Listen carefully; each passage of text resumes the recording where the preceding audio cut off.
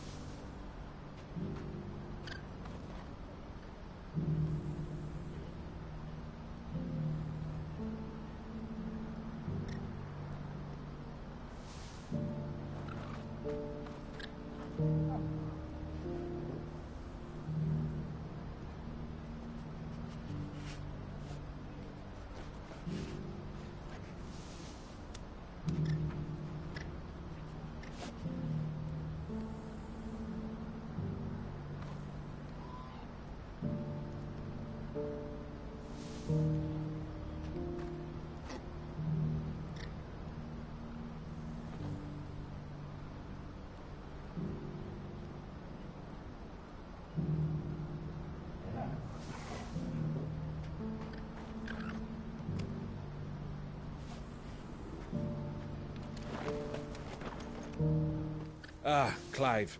You'll be pleased to know that the negotiations are progressing well. That is good news. Yes. Our comrade in Randala has just sent word that the contract should be signed very soon. But I still have much and more to prepare. It's a huge undertaking moving this many bearers at once. You couldn't do me a quick favor, could you? What is it this time? More wild beasts? Nothing like that. I just need you to go over to the caravans and ask El how long we have until the bearers arrive. Find out exactly how much faster I need to get all these supplies moved. All right. I'll go and ask. Thanks, Clive. I owe you one.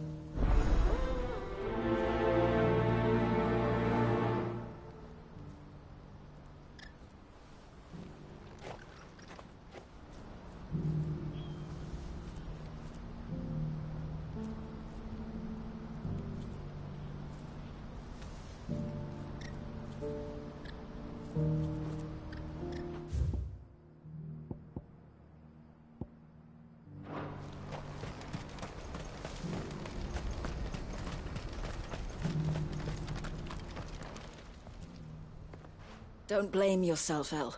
This is their fault, not yours. I know, but... No buts about it, all right?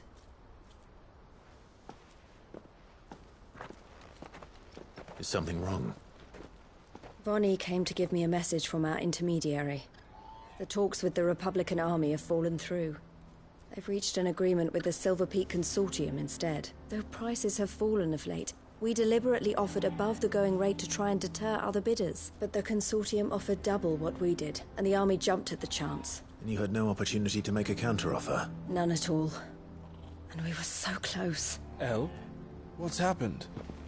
I saw Vonnie leaving. She didn't look happy. And with good reason.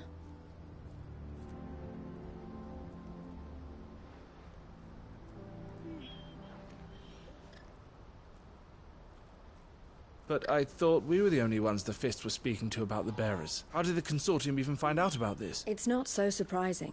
They have ears all over the Republic. This isn't over. The Consortium will have to sell these bearers eventually. And at the price they paid, buyers will be few and far between. I'm going to Randalar myself. Alone? You sure that's wise? Are you offering to be my bodyguard? How kind. Meet me at the checkpoint near the capital gates. I'll send an owl ahead and request a meeting. You go to Cashlock, Theo, and get everything ready. We've waited far too long. Even if I fail to free these bearers, someone needs to prepare the place and keep any prowling beasts at bay. Oh, and that's me, is it? Well, it looks like I'm following orders till she gets back from meeting the Silver Peak Consortium, who've been doing their best to undermine our scheme. She'll never join them after this, surely. No, she said it herself. She still has plans for Cashlock, even if this one falls through. She means to stay with us, then. I can't say I'm not happy to hear it, but... is this what she really wants? You have to trust her. You're right. It's what she wants now, and if Elle's off fighting for the cause, I should do my part too. So I bid you farewell and safe travels, my friend. I'll gather my men and leave for Cashlock. We'll make sure the place is well stocked and defended. You go to Randalar and see if you can stop my sister biting the Consortium's heads off. If she won't consider her prospects, someone has to. I'll do my best.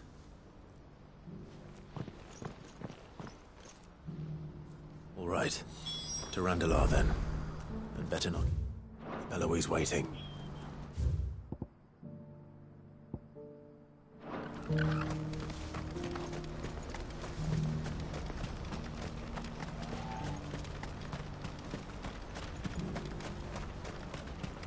No use calling Ambrosia now. What I wouldn't give for a hot meal. Looks like this is the end of the road for us. When are they gonna let us through?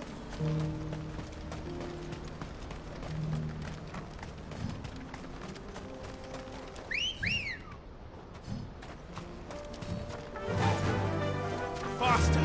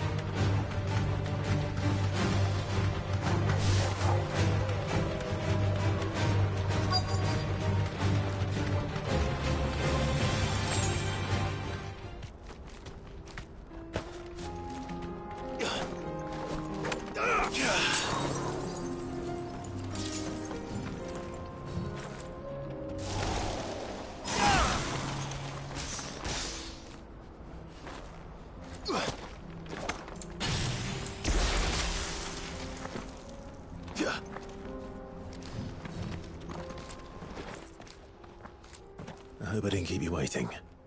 Did you arrange to speak with the consortium? Here they are now. You wish to consult with me? I did. It's about the bearers you recently purchased from the Fist. We had all but finished making arrangements to buy them ourselves. And then you stepped into the fray. You misunderstand. The consortium had an interest in purchasing them from the very first. It was only our regard for you that kept us from bidding. But your hesitancy in accepting our offer to you suggested that the regard was not mutual, and so we resumed our business. I did not hesitate. I am simply not inclined to make such decisions without first giving them due consideration. But what is done is done. Come then. How much do you want for them? Alas, you are too late yet again. We rarely take on such unconventional merchandise without a purchaser in mind. The bearers belong to him. Now, Who is your buyer? a trader from across the water. A most demanding fellow, if it's any consolation. He insisted the bearers be fed, dressed, even given their own bunks for the voyage over. That's what you get when you deal with continental types. I wouldn't know. Oh yes, the culture on the continent is quite different to ours. They pay good money for bearers not fit for the knacker's yard, and treat them like kings. But as long as they pay... That does sound unusual. No matter then. If they've already left our shores, there's little that can be done. Allow me to withdraw my interest. And with it, my interest in joining your organization. My associates will be sorry to hear that.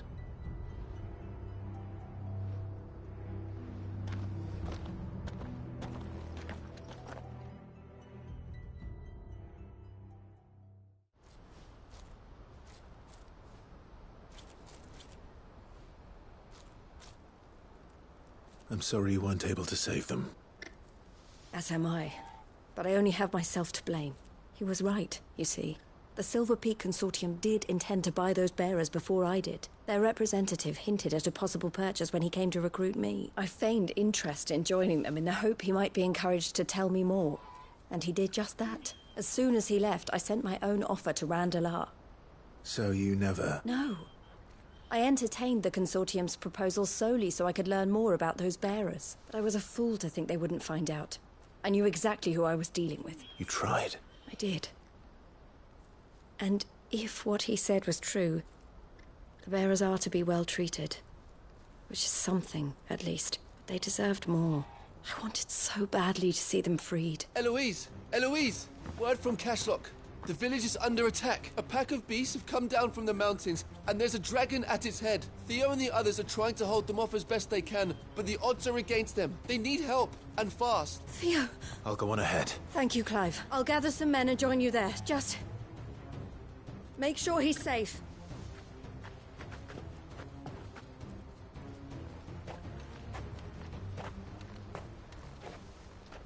Hold on, Theo.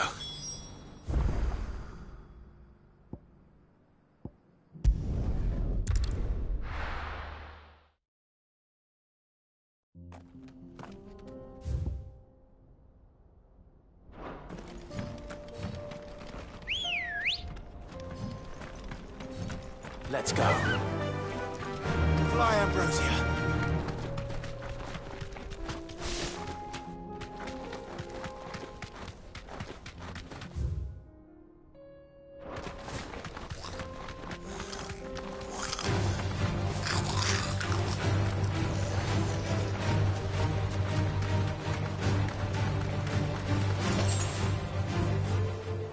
No need to ride from here.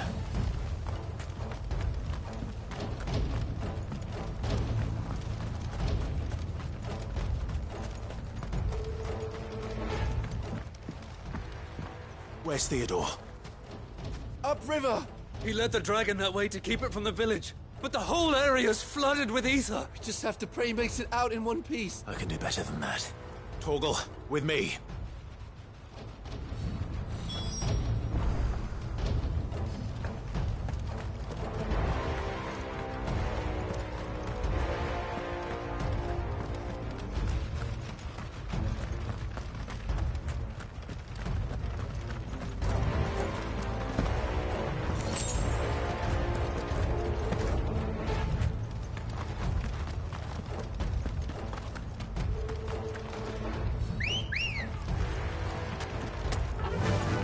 Run like the wind.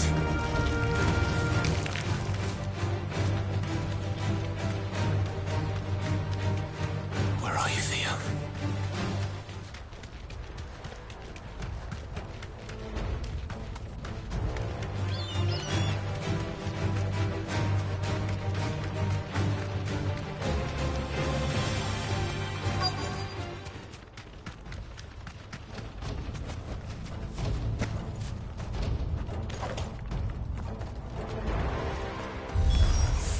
Damn it.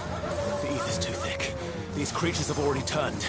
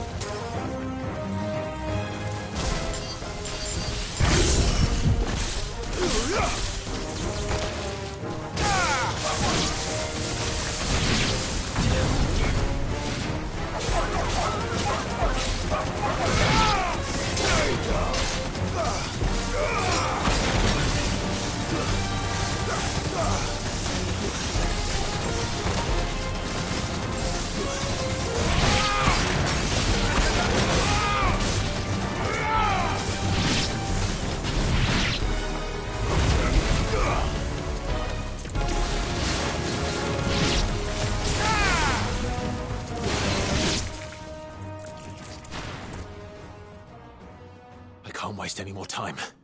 I need to find Theodore before that dragon does.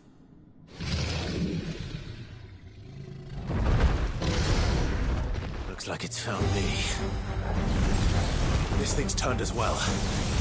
This isn't going to be easy.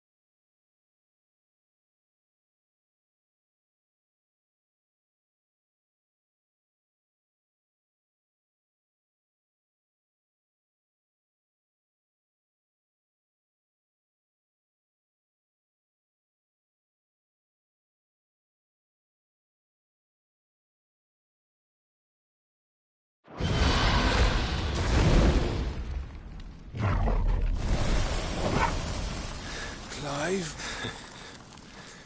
Theodore, you had me worried for...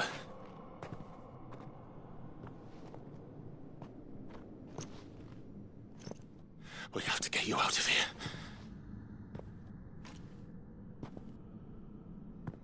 I think it might be a little too late for that. Bearer or no, there's only so much ether a man can take, and that Drake just wouldn't let me leave. You have my thanks, Sid, for finishing what I could not. For keeping Elle's dream. Theodore!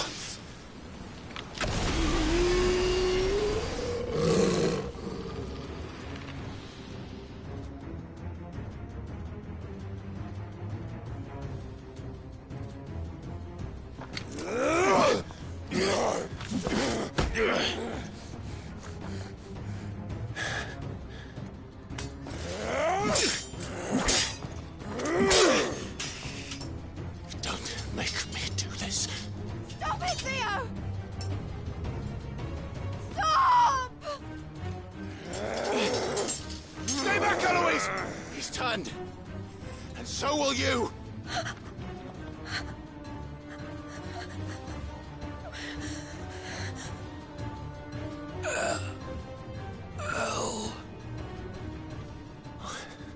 Theodore.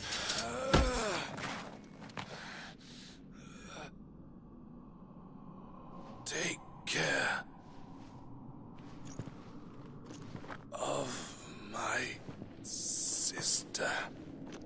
Theodore, wait. Goodbye, Elle.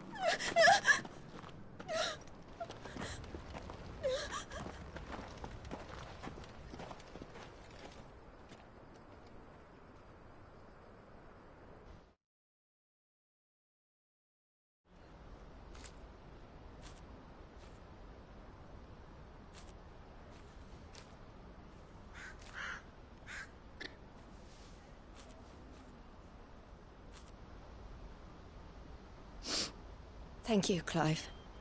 I think I'll be all right now. That was true bravery he showed. Leading the dragon away from the village like that. His first instinct was always to protect people. To put others' well-being before his own. And now he's gone. Because I sent him to that place, against his will. It wasn't against his will. He was ready to do whatever it took to show you he could stand on his own. So that you would finally be free to live your own life. To live my own life? He never could come to terms with the choice I made. What exactly happened? You once told me Theo was the first bearer you ever helped.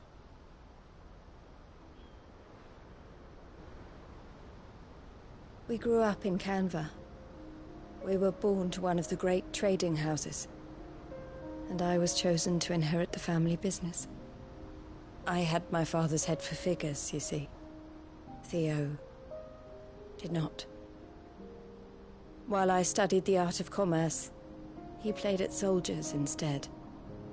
A late bloomer, in more ways than one. For unlike most bearers, it wasn't until his 15th summer that his powers awakened. My parents tried to drive him out of the house and into the care of the constables. But before they could, I took him into mine. Theo told me something else. He clearly admired your devotion to the cause of freeing others like him from slavery. But he said you deserved a better life than this. He wanted to free you from what he called your bonds, just as you freed him from his. I would be lying if I said I had not wondered from time to time how much easier my life might have been if I had allowed Theo to be taken and devoted myself to the family business instead.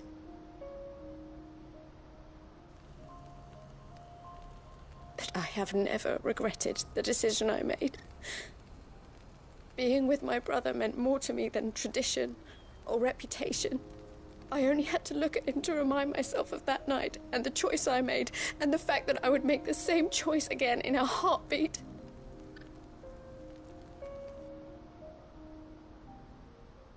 He was never a burden. How could he even think that? If anything, I was the one who weighed him down. You weren't, Eloise. He said it himself, that he had always been grateful to you for saving him, and that he wanted to repay you by letting you live the life you were denied. Neither you nor Theo weighed each other down. You loved one another. You did whatever was necessary to continue living your lives together, and you always would have. You're right. All I ever wanted, all I ever did, it was so we could be together. Oh, Theo, why did you have to...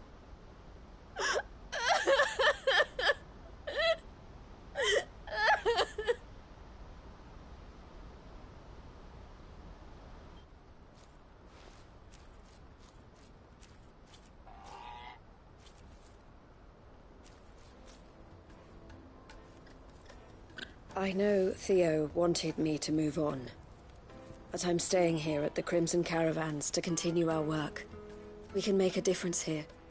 We can help people, save them. I need nothing more from life than that.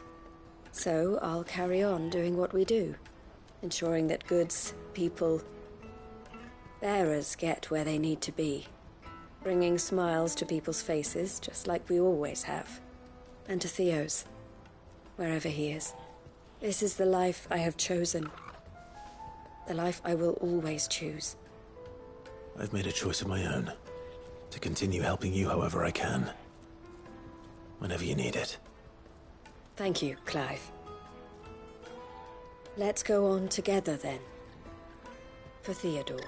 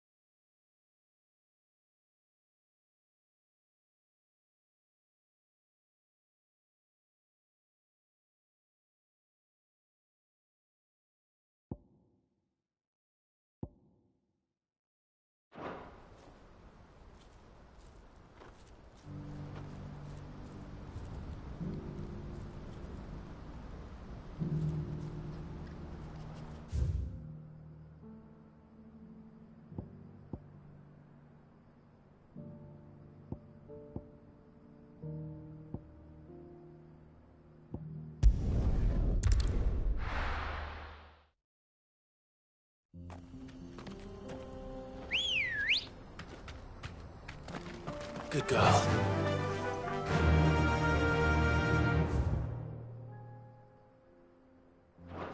Faster!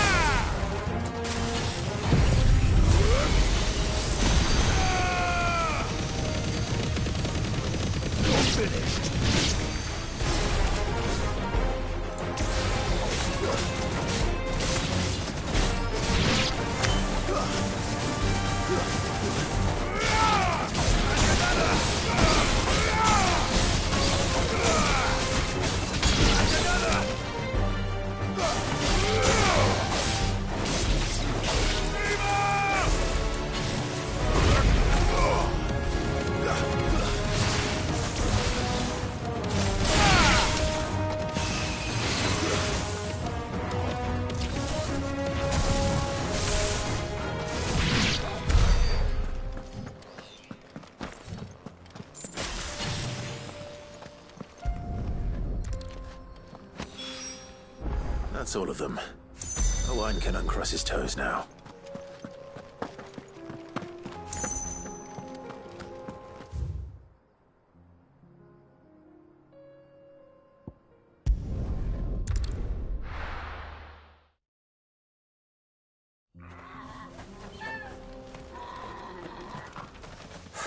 So Dravost is still standing. For now, at least. If you can swing a hammer... I never thought I'd... Clive! And the Akashic? Mostly off to the north still. But I spoke to Doris's scouts and it turns out things are worse than I thought. There's swarms of them out there. Told old Snotty to be ready to seal the north gate. That should buy us some time if we need it. Enough for the villagers to barricade themselves inside their homes at least. Well done. Welcome back, Sid. I'd never have guessed, you know. Not if August hadn't let slip. Who'd have thought that the savior of Dravost would turn out to be the realm's most infamous outlaw? Keen to help us out again? I am. Thought you could sneak off without me, did you? Blackthorn. Oh, what are you doing here? One of the scouts couldn't keep his voice down, unlike my best mate who didn't think I deserved to know. So then, how long's it been? Long enough for us two to turn into a pair of old codgers, I see. That your idea of an apology? Prick. Don't listen to him. You only did what you thought was best. For the village and that. I did, yeah, but that ain't the whole of it. Vulcan, our master, didn't leave the chiefdom to the two of us. He left it to me.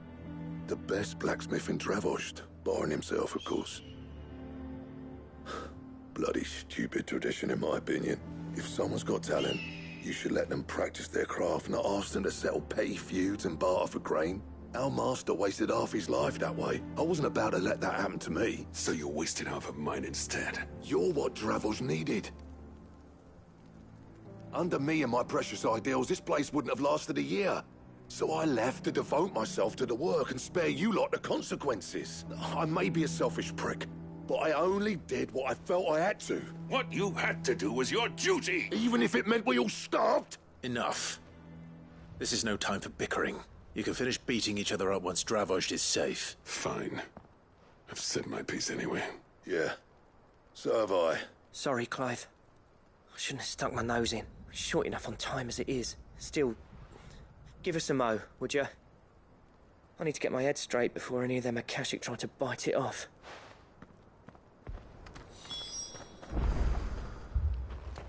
You, ready for the off, then?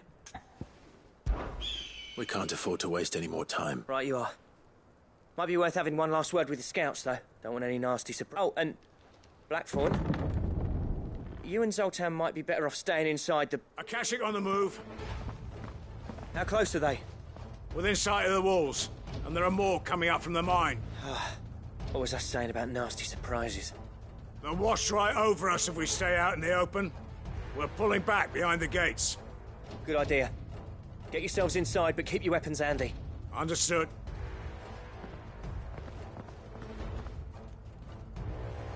I'm prepared to fight if I have to. Well, let's hope you don't. That's our job. Once the scouts are inside, order your men to barricade the gates. No heroic last stands, you hear me? No fighting at all if you can help it. August's right. I've seen what Akashic beasts can do to armor. The people here are tough and willing, but they ain't equipped to face what's coming. I'm going out there. Start work on the gate as soon as I've left. I'll give you as much time as I can. And if they kill you? You evacuate, but it won't come to that. I promise.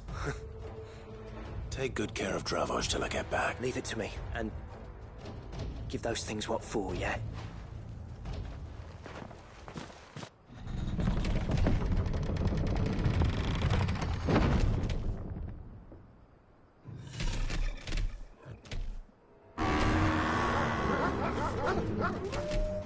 All right.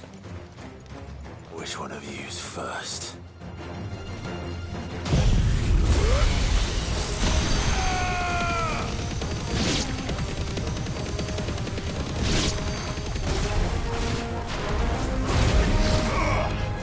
Too slow.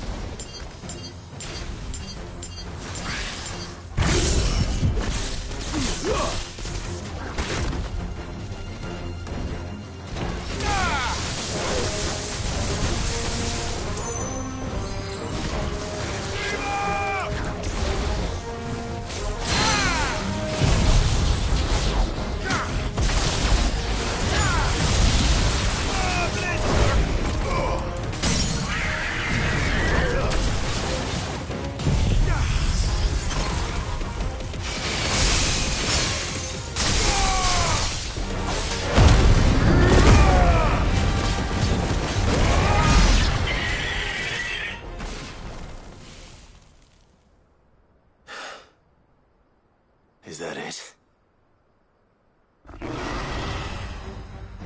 Apparently not.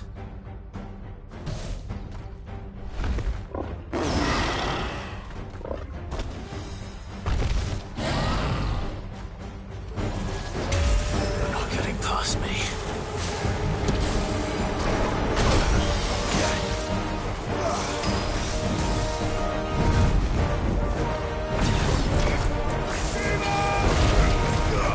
Nice try.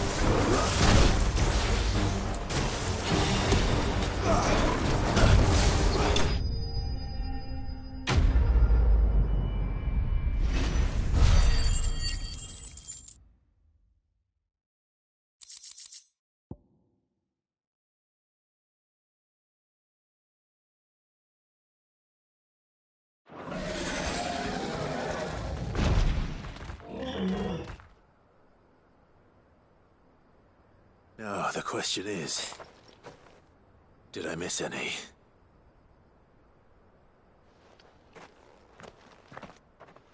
Man alive! You're still in one piece! I slew as many as I could. As many as I could, he says. The old bleeding lot, more like it. Well, almost. Only almost. Yeah, one or two did try to sneak over the wall. But we got the bastards, don't you worry. Good. Though you do know, more will come in time. In time, yeah. But we can think about them later. Let's get you back inside.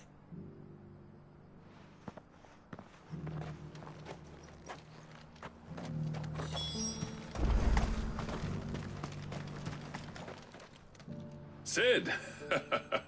You're even more fearsome than your reputation.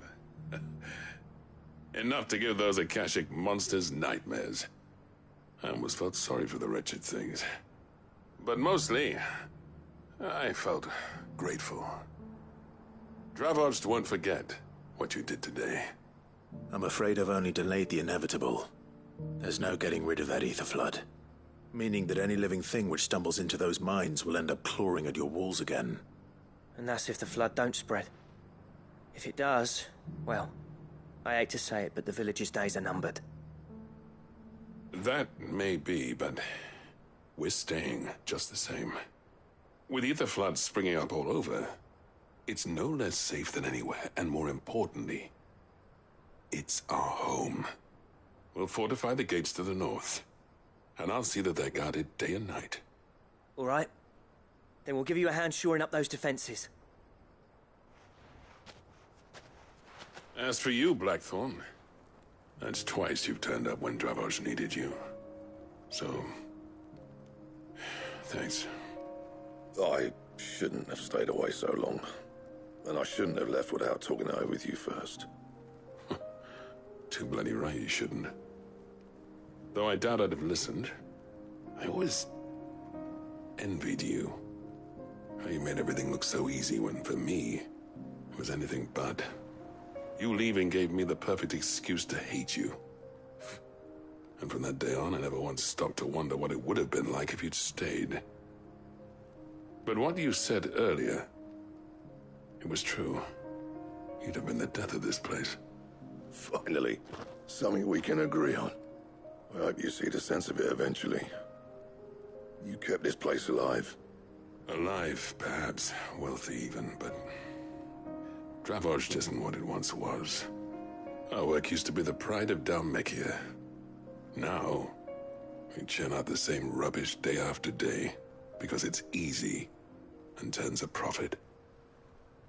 It's not about the craft anymore.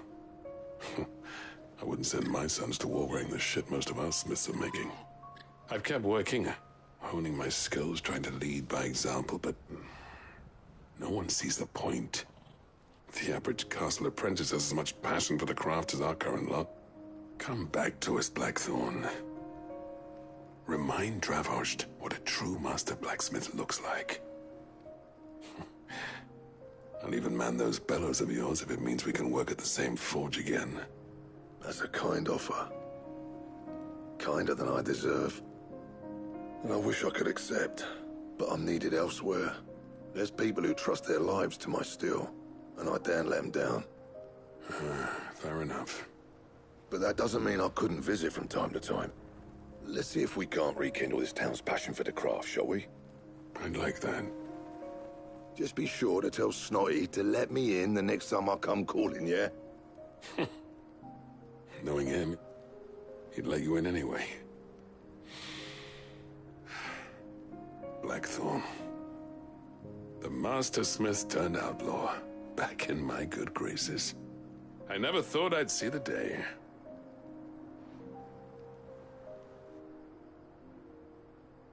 I'd say that went pretty well, wouldn't you? Even better than I'd hoped. Sid, I've got something for you.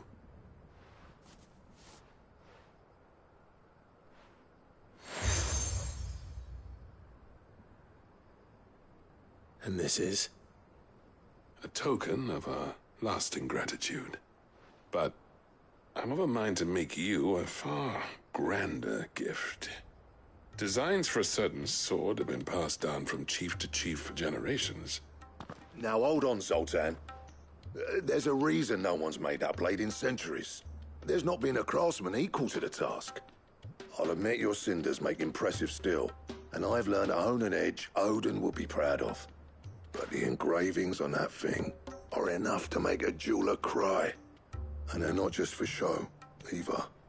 Have you forgotten what brought you back to Dravozd in the first place?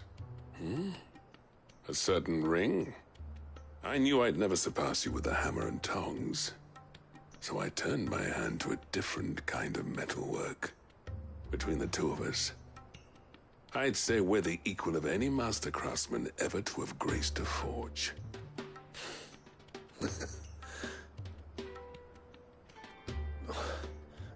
You know what? I think you might be right. Clive, you wouldn't mind if Zoltan came back to the hideaway, would you? He's more than welcome. As long as he can keep our secret. Right. Zoltan, get your tools. We've got a legend to forge.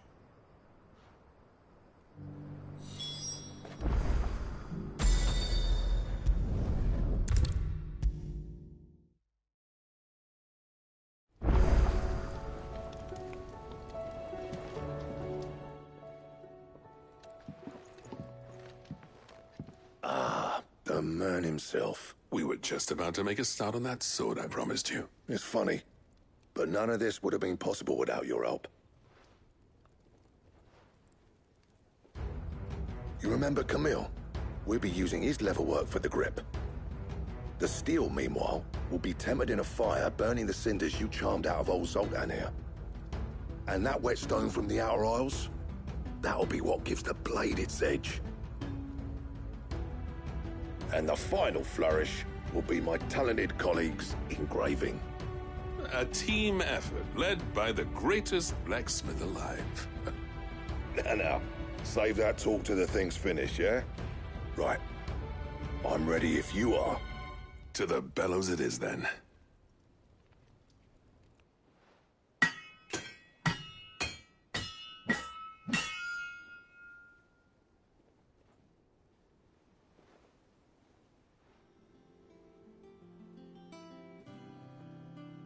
Well, bugger me. We actually did it.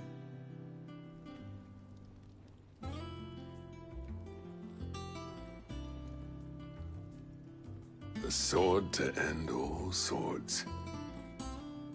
Ragnarok. It's quite something. I trust you'll take good care of it. Thank you. Both of you. So, does this make you pair the greatest craftsman alive, then? This? Nah. This was just following the footsteps of the greats of old. It'll take more than that to earn us our place in history. But we're up for the challenge. Here. A list of materials. Zoltan and I got talking on the long road back from Dravozd. We reckon with those items there, we could craft something even better than the Ragnarok. Something worthy of a legendary outlaw like yourself. That's a weapon I'd like to see. You leave this list with me. I was hoping you'd say that. One legend at a time, eh, lads? Before you start on the next, who fancies raising a cup to Friendship Reforged? Good idea. No more drinking to forget my past. It's about time I had something to celebrate. Then tap the kegs! Vulcan's boys are on their way!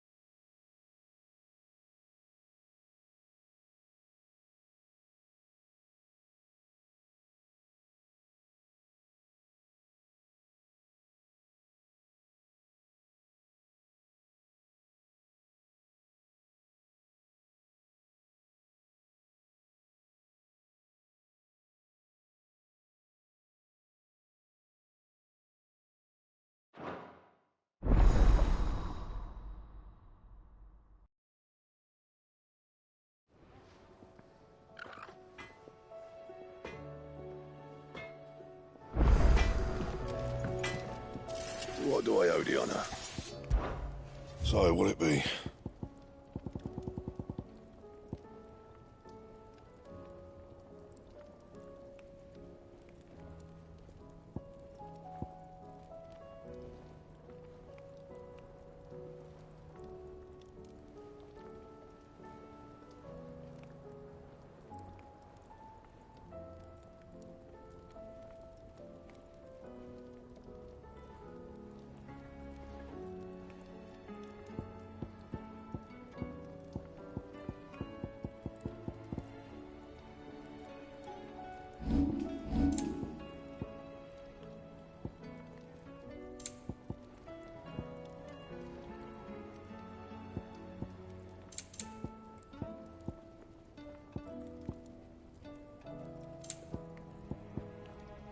Anything else?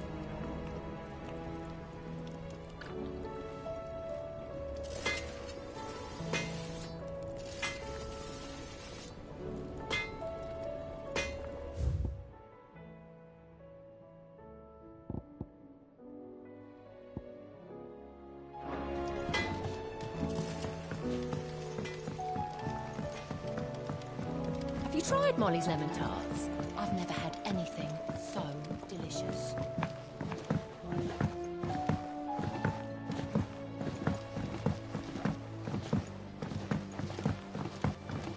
Canva lost. It can't be true. Miss, can we read Miss Editor's story for our lesson today? What a wonderful idea, Jocelyn. Let's do just that. How was she? The Enterprise, I mean. Ah, Sid. Wasn't expecting you back so soon. So, is it good news or bad? Good, thankfully. Here. Ah, that's brilliant. Thanks a blimmin' million. I'll fit 'em to the smelter right away.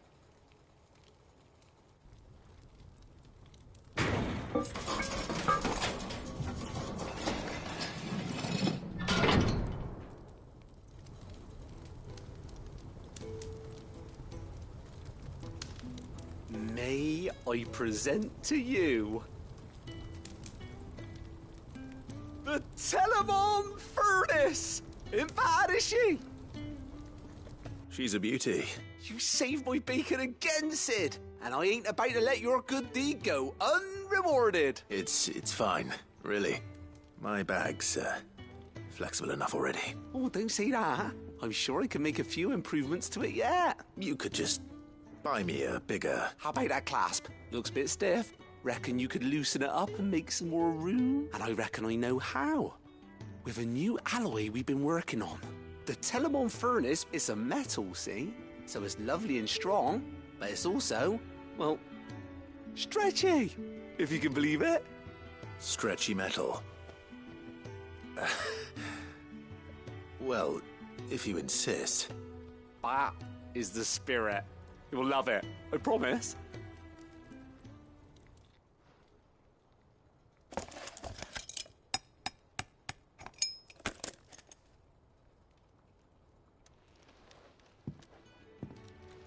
So, what do you reckon?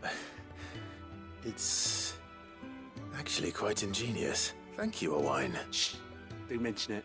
You earned it, and I wanted to get some practice in using that metal anyway. Reckon we'll have all kinds of uses for it around the hideaway. Can't think of any right now, but that's our job, innit?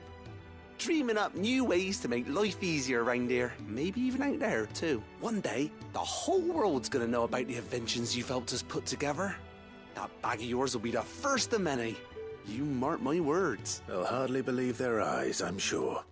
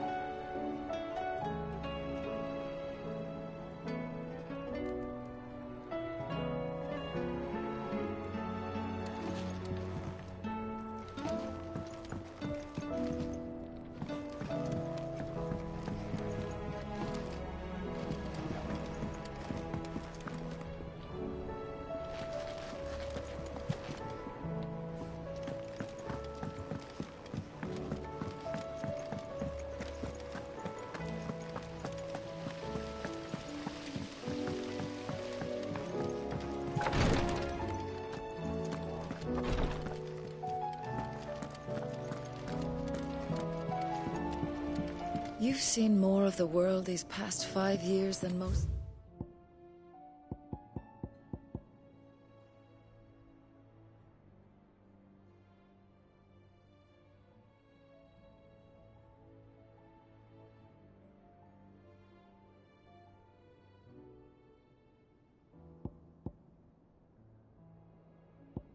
Do in a lifetime.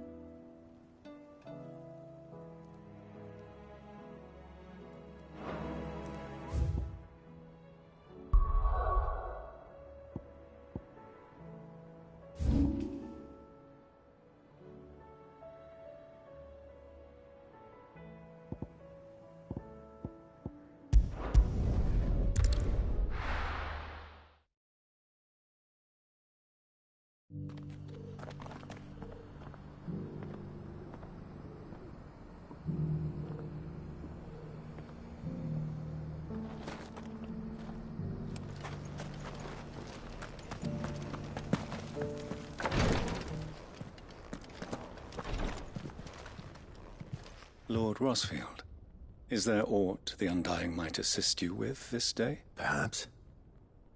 My brother said that your order was helping him with his quest to uncover Ultima's origin. Have you learned anything of note since last we spoke? Little and less, I regret to report. I see. Be assured, however, that we will not rest until the truth is known. Even now, our archaeologians scour ruins in every corner of the realm for traces of Ultima's touch. Fallen ruins, I take it. Dating back as far as Phoenix Gate. Indeed. Ultima's thralls are oft sighted among the remnants of the fallen civilization, as if protecting the secrets concealed within. Secrets we'd see unearthed. Should our methods be of interest, my lord, mayhap it would please you to observe some of our number at work. Would that be possible? Of course. A survey is being conducted not far from here. Perchance you are familiar with Kretov, a small hamlet built around a fallen airship. I was due to visit my colleagues there to collect their preliminary findings, but if you would consent to do so in my stead, I'm sure that they would be honored to relate any discoveries they have made to you directly. All right. I'll go and meet with them. They will be most. Might I suggest you take the road through Titan's Wake? It will lead you straight to the village. Thank you. I wish you a safe journey, my...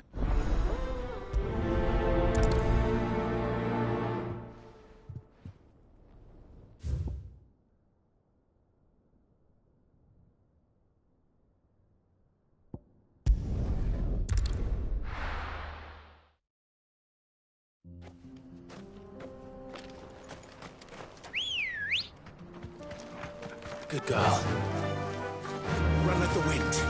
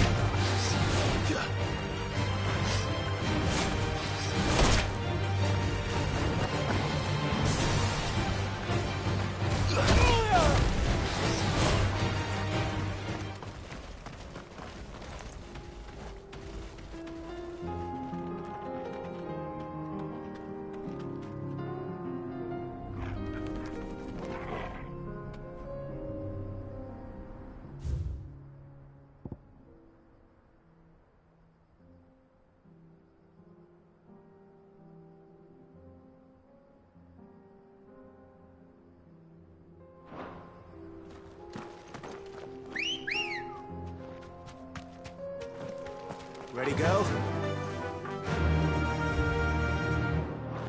Fly, Ambrosia.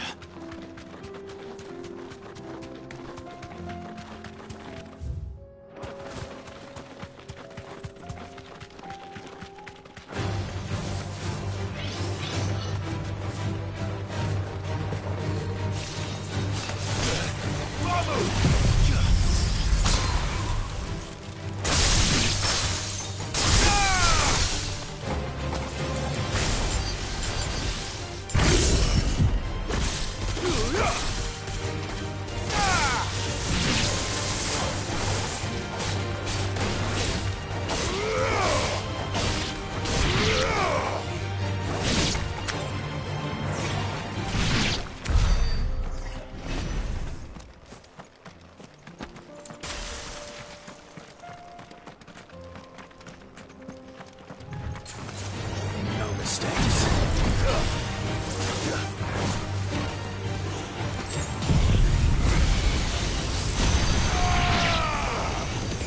You're finished.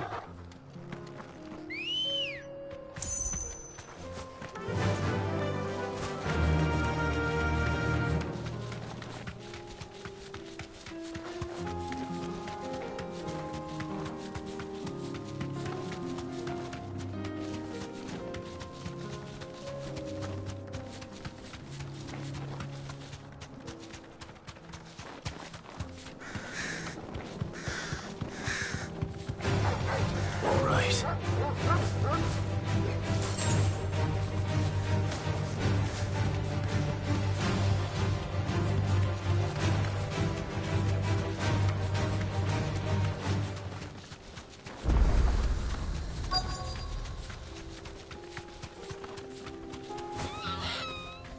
Thanks, girl.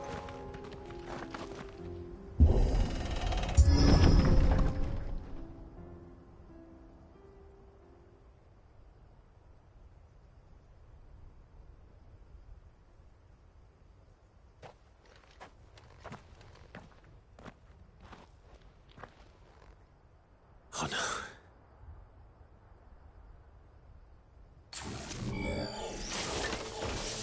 You'll pay for this. There may still be survivors.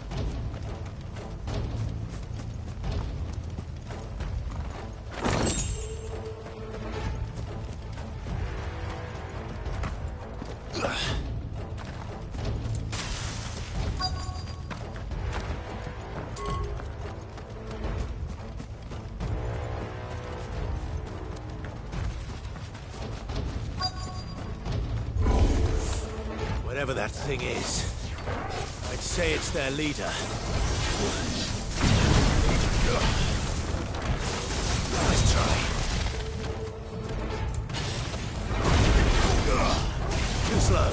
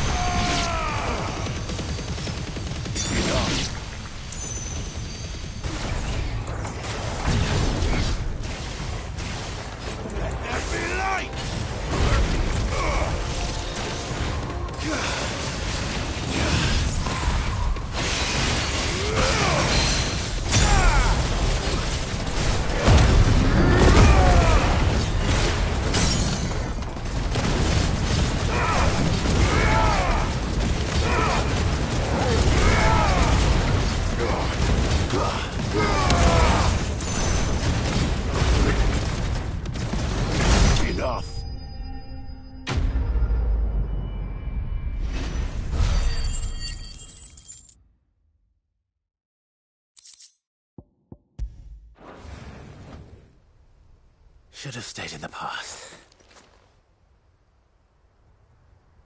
These must be Cyril's colleagues. You have our thanks, stranger. Who are you? Ah, forgive me, my lord. I did not recognize you. We are archaeologians, tasked with surveying this site. When the echoes appeared, our brothers here occupied their attention. Thanks to them, and to you, we were... You call that a mercy? Your brothers might still be alive if you put their safety before your duty. Surely this survey wasn't worth dying. We are charged with uncovering Ultima's origins, a duty of the highest import, as I'm sure you will agree. And you think your dead brothers would agree with you too? I know they would. They gave their lives for the cause, an honor to which all Undying aspire. Now, to what do we owe the honor of your presence, Lord Marquis? Cyril told me of your work here, and I agreed to collect your findings in his stead. I see. That is most kind. Pray, take them then, with our humble thanks. May the Firebird's flame...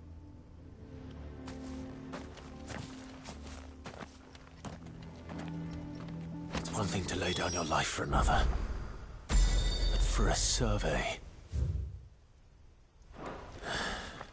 I suppose I'd better get this back to Cyril.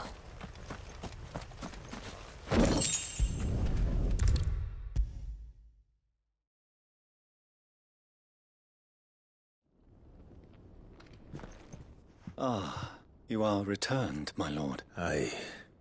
Here, take them. My thanks. I shall study them, and inform you forthwith if I discover aught that might aid you in your fight against Ultima. Cyril, your survey party suffered several losses in Kretov. Losses which could have been avoided, had the others not chosen to complete their work, instead of saving their friends. Were these your orders? No. This was their choice. Every Undying devotes his life to the service of the Phoenix. It is our sole duty, and should we die in discharging it, so be it. Even when death is avoidable. My lord, I fear that this is not a point over which it would be fruitful to argue. The Undying have served the Phoenix for countless generations, and your opinion of our methods, however earnest, is not like to change them. We live to serve the Phoenix. Our very order exists for that purpose, and that purpose alone. Cyril, I know that you and your brethren answer only to Joshua, but allow me to offer you a word of advice. It does not further the cause of the Phoenix to have his loyal followers surrender their lives without good reason. Provide your survey parties with an escort, that they might live to do their duty for years to come. Think not only of how you can serve the Phoenix, but how Joshua would want you to serve him, please. I thank you for your advice, my lord. If you will permit me to respond. Our faith in his grace, Joshua Rossfield, is absolute. And we of the Undying will do what we believe is right to fulfill our duty unto him.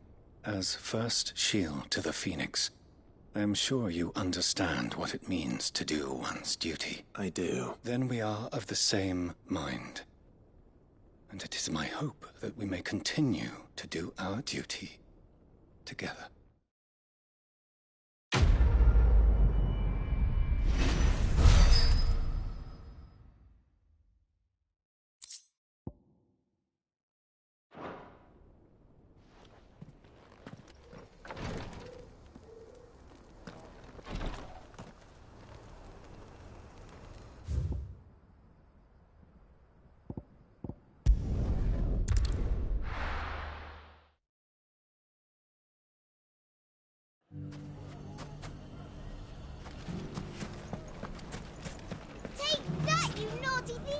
Clive! To what do I owe the pleasure? I just wanted to see how the town's been faring since you brought everyone together. Since we brought everyone together, all is absolutely wonderful. Conrad and Natalie's hands remain safely away from each other's throat and firmly at the helm. Our stores are full, and the bandits still too disorganized to raid them, just as the good Lady Jane and Lord Underhill intended. Are you a lord? Lubor's going to be one too. They're going to make him the Lord of Dalimil, because of how he stopped all the grown-ups from fighting. It's the mayor of Dalimil, dear child, and the vote hasn't taken place just yet. But if the people wish me to lead them, I shall. And my first act will be to build a school so that menaces like you two learn not to interrupt your elders. Speaking of menaces, there may be a rather worrying one just over the horizon. May there indeed. I'm afraid the example Conrad and Natalie set in putting aside their differences and presenting a united front might have caught the bandits' attention, and they might have elected to take a They have formed what one could call a League of Outlaws, and they grow more organized by the day. We'll fight them all off just like last time. No matter how many of them there are, won't we, Lubor? Of course we will. If we continue to work together, we can overcome any challenge we choose to face. The longer we avoid facing this one, the more difficult it will be. Until the only way to overcome it, our best hope is to nip these efforts at organization in the bud by finding those ne'er-do-wells who have yet to join the cause and ensuring that they never do. Perhaps a certain Lord Underhill might be willing to... How could I refuse? Thank you, my lord. Victor will fill you in on the particulars. I have him stationed by the desert gate, receiving and collating reports from my scouts. Such an amenable soul. He reminds me of you. I'll go and speak with him.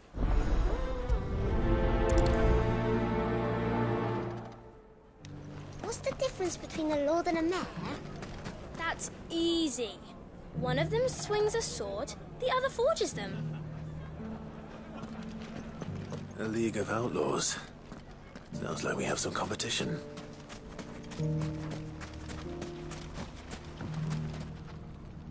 Still in Dalimil, Victor? Ah, Sid. I thought you'd have returned to Cosnis by now. I did. Then I came back.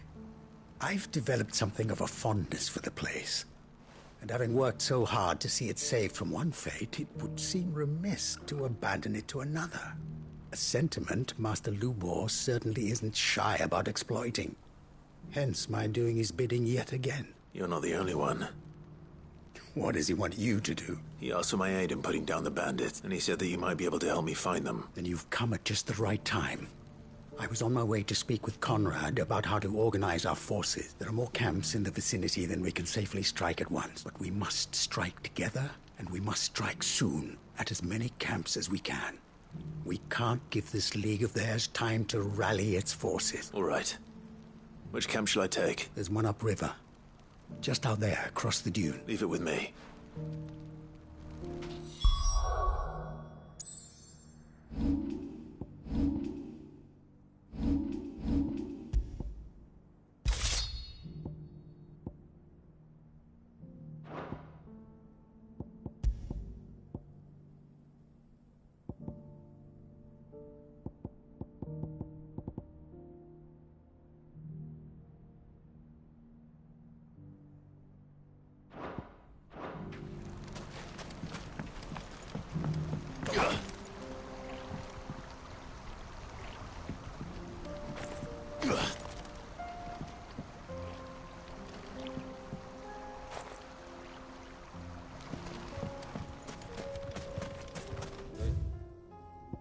Ne'er-do-wells want to band together, let them.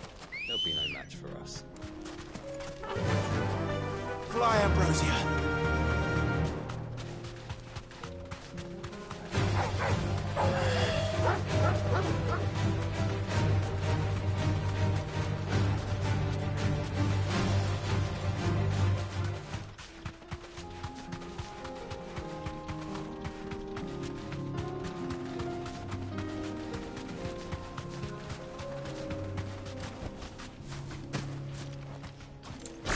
That must be the camp Victor mentioned. Come on then, Toggle. That's him! The one who killed Locke and Fingers!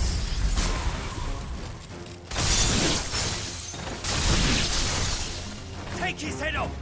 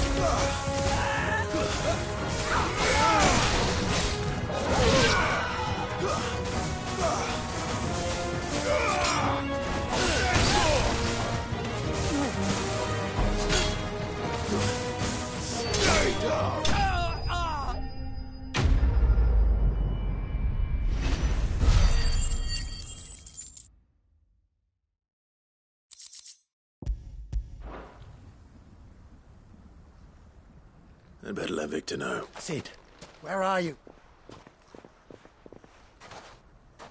Ah, I see the bandits didn't pose you any trouble. No, but that's not why you're here, is it? No.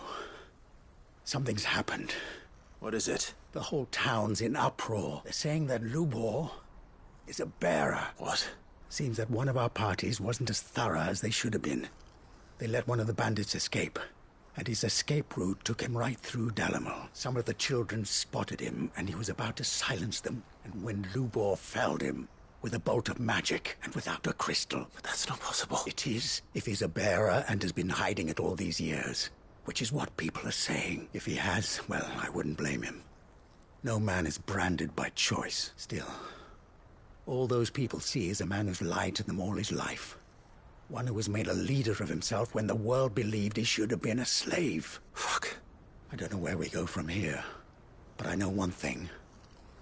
Lubor needs all the friends he can get right now. You're right.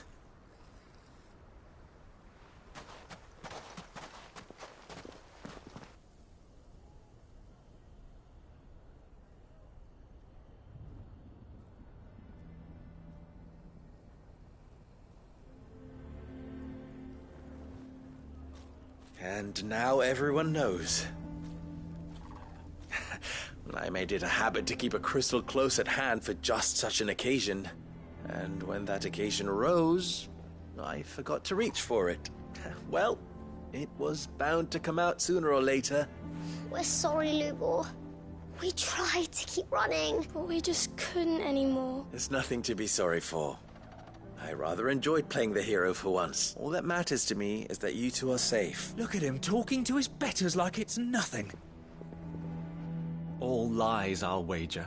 Just like the ones he fed us all these years. Once people make up their minds, it's hard to change them. We need to do something. And quickly convince the people not to let their prejudices blind them. Convince them that nothing has changed. You're right. We should speak to everyone. I'm glad you agree. I'm a Dalmec born and bred. They listen to me. You head to the tavern. Make Conrad and Natalie remember who Lubor really is. They know that Lubor and I are friends. I might not make for the most impartial of interlocutors. Lord Underhill of Randalar's League of Merchants, however, is a trusted and impartial mediator of note. I'll do what I can.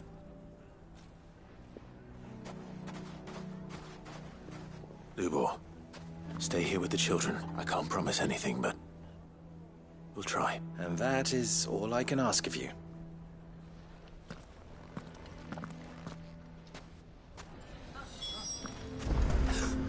Why are you taking the bearer's side? Why do they always have to make such a fuss outside? You all along the... Forgive me for disturbing you, but... I've seen your face before. As have I. Lord Underhill, wasn't it?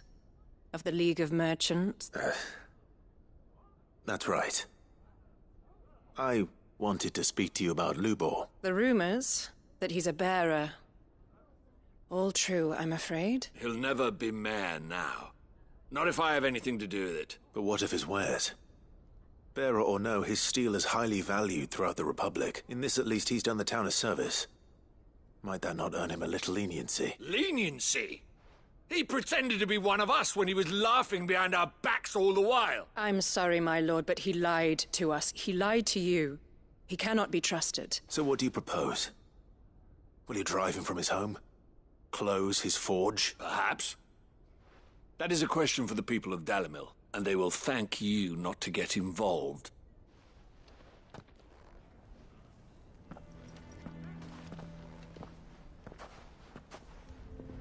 The townsfolk have made their minds up. There was nothing I could do. Nor I. Conrad and Natalie refuse to consider anything but their own wounded pride. You never know. Once their anger is cooled, they might see things differently. All right.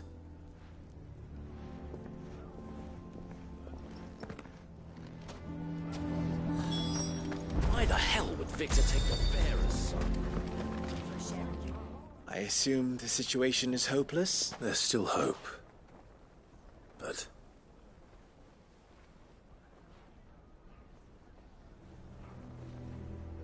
But...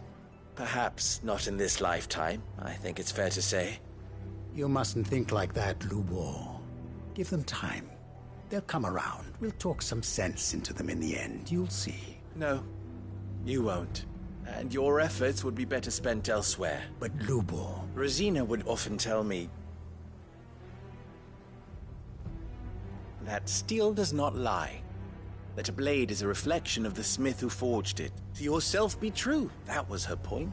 Rather an ironic one when you consider that her life was taken with a blade of her own making. But I do not doubt that she was always true to herself and what she believed in, right to the end. And so must I be. I must do what I know to be right, no matter what others might think of me. And now, I know what that is. I must embrace my new role of villain so that the people of Dalimil have something to unite against. For only united can they hope to stand against the threat that awaits them. I'll need to make a suitably dramatic exit, of course. Don't go, Lubor. You're the only one who was ever kind to us. We'll be all alone. Again. Trust me, little ones. It is for the best that I go. Not only for the town, but for you, too. How could it possibly be for the best? These children need you. The least you can do is give the townspeople a chance to change their mind. They would not take it, Victor. It's over. Over, you say? And so just like that, you're going to throw this town and these children to the wall? I thought you were better than this, but it seems you had me fooled as well. Victor. Forget it. Do what you will. You sure you're making the right choice, Lubor? Of those available to me, I believe it's the best one. Yes. But where are my manners? Here. Your reward for clearing out that bandit camp. Right then. I have packing to do. If there's anything I can do. Anything. I'll bear it in mind. Thank you.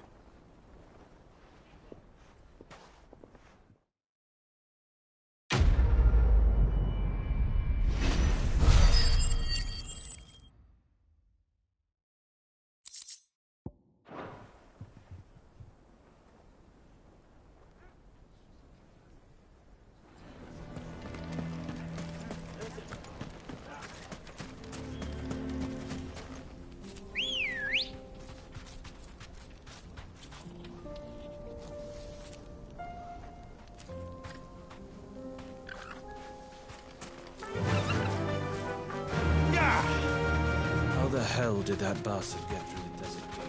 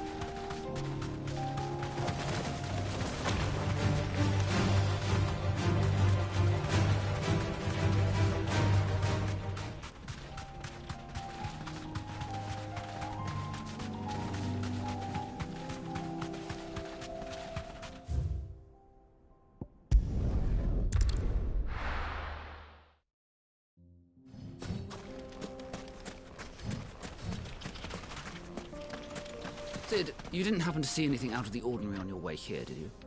We've had reports of bearer transports being attacked along the roads, and they're not freeing the poor souls. They're reselling them on the black market. If we can catch them in the act, perhaps we can kill two birds with one stone. Good girl. Run like the wind.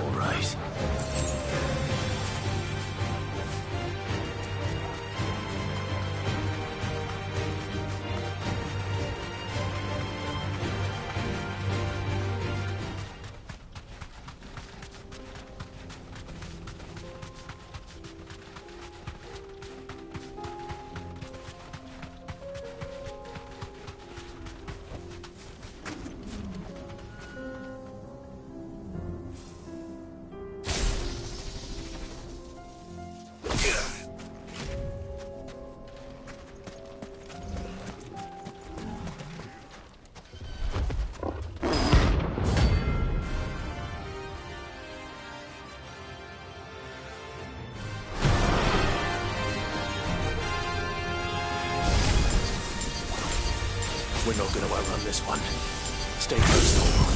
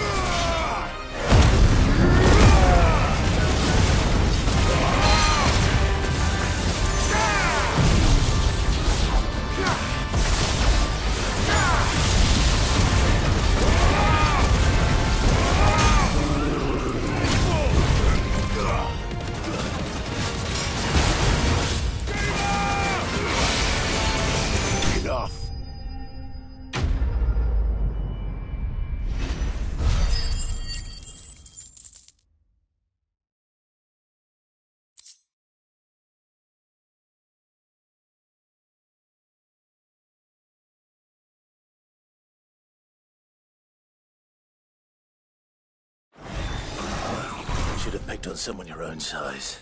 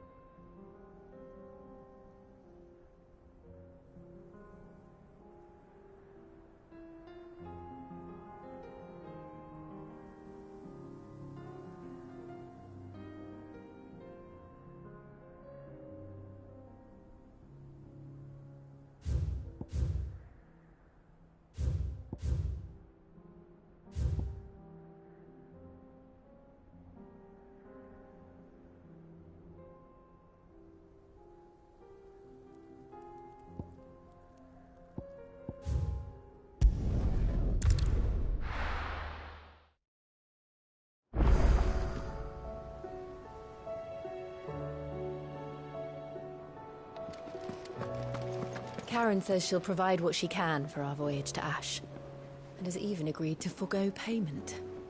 Until our return, that is. Covered in nicks and lumps, the lot of them. It's a wonder they can still walk.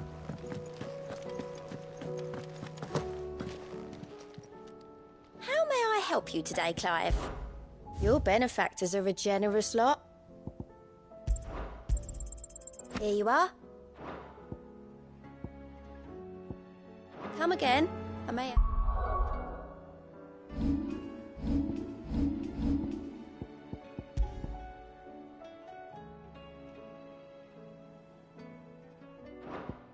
More for ya.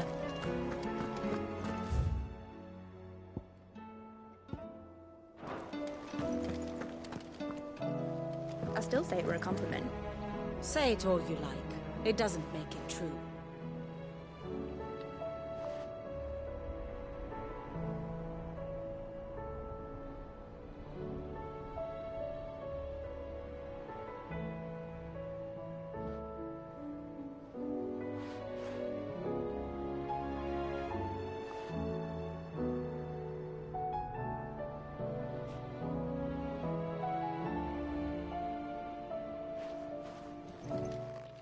Ah, Clive. I was wondering when you'd arrive. Please tell me you've come to take our young prodigy here off my hands. I'm not here for Mid. I need information on Ash. Then why not ask Molly if you can look in one of her ovens? Go on. As soon as the Enterprise is ready, we'll be setting out for Drake's Spine. And we're going to need a safe place to land. Preferably one that won't see my ship blown to shit and splinters. If it were that easy, do you think Waloed would have resisted invasion for so long? Very little is known of Ash, and the information we do have is spotty and outdated. We have the good King Barnabas to thank for that. Waloed's borders have been closed to outsiders since the day he seized the throne. If there is anywhere safe to land, you won't find it on my map. Then tell us what we will find. I'm sure you know better than we do. But no splinters! All right, if it will get you out of my hair. But interrupt me, and it's over. Understood?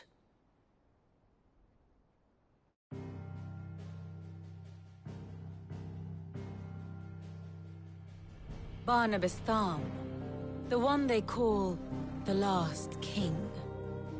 Understand him, and you will understand the kingdom of Waloed.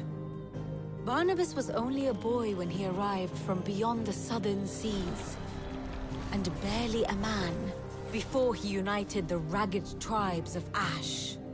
And having unleashed them upon the formidable Veldamark, he set his throne upon the ancient kingdom's ruins. The victory sent shockwaves around Valisthea. Tales of Odin's might spreading through every court, parlor, and drinking hole in the realm. Note that this was in the year 843, and that the king still sits upon his throne some 40 years later, quite untouched by time. Waloed's recent inaction left many wondering if Odin had lost his appetite for war. And yet here we are. The Einherjar was committed to the fray, a bold declaration of intent. Orcs swarm around Drake's Fang, and throngs of Akashic haunt Canvas streets. Though how precisely the havoc they wreak serves Waloed remains unclear. Regardless, if the order to attack truly came from King Barnabas, then one thing is certain. Waloed has achieved the impossible, and made bedfellows of beastmen and the ether-addled alike. All of which is a roundabout way of saying that you will be in unknown territory when you set foot on Ash. Much of the continent has already been lost to the Blight, and what few ports remain will be fiercely guarded. And that is to say naught of its natural defenses. Offshore currents will cast an ill-equipped ship out to sea one moment, and dash it against the rocks the next. But then the Enterprise is anything but ill-equipped. And Mid has made land there before. Now, if only there were someone with an intimate knowledge of the Shadow Coast, and where a daring gentleman might put ashore.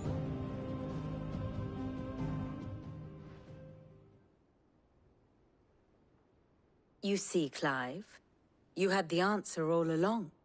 Do you think you can get us back to that beach, Mid? Picked you up from it, didn't I? Not that it were easy. The currents were a right bastard. But then, if it wasn't hard, it wouldn't be worth doing, would it? Well said. Thank you, Lady Vivian.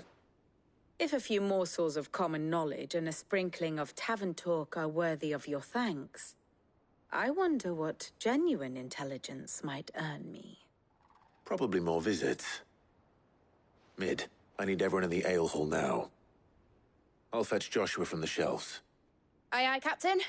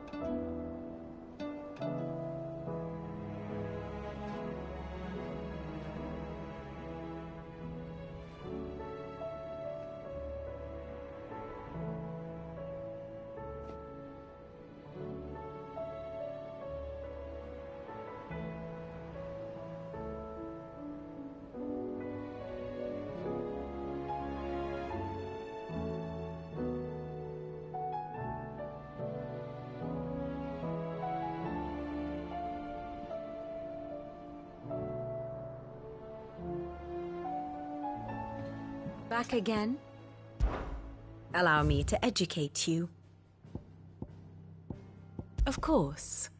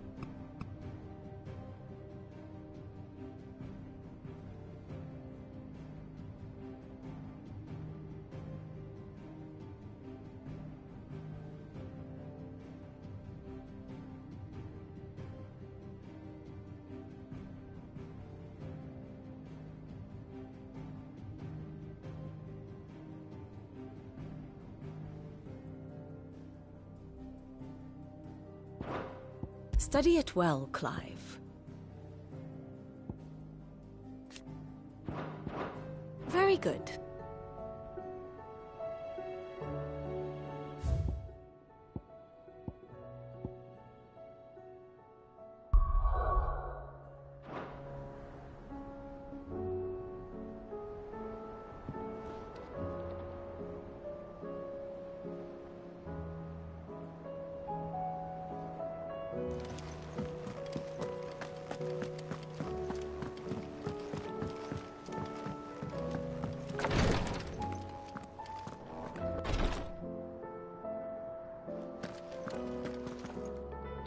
Clive, I wanted to give you something for the kindness you showed my mentor.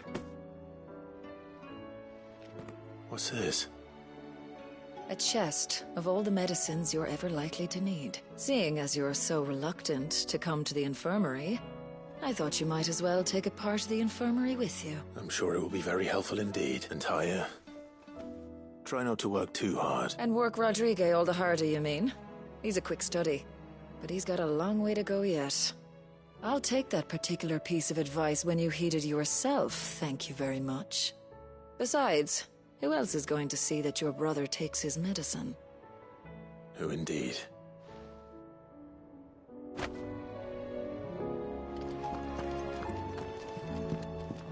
Please, Your Grace. Ah, my Lord Marquis. Yote, is anything the matter? You seem troubled. Perhaps I might be able to help. My lord, yes. Perhaps you might. It's your brother. His condition continues to worsen, though he does his best to hide it. The lesion on his chest pains him more with each passing day. I had feared as much. There are certain elixirs which can ease the suffering of those afflicted by the curse, but... But His Grace's case is severe. The drafts I have been able to prepare for him thus far have ceased to have any real effect. So I consulted with Talia and certain of my comrades among the Undying about the possibility of finding something stronger. And thankfully, a recipe was found. The only problem being that the critical ingredient is exceptionally hard to come by, and our supplies are almost exhausted. Unless we can secure more soon, your brother's anguish will likely become unbearable. My lord, I know that I have no right to make demands of you. But would you help? For Joshua's sake.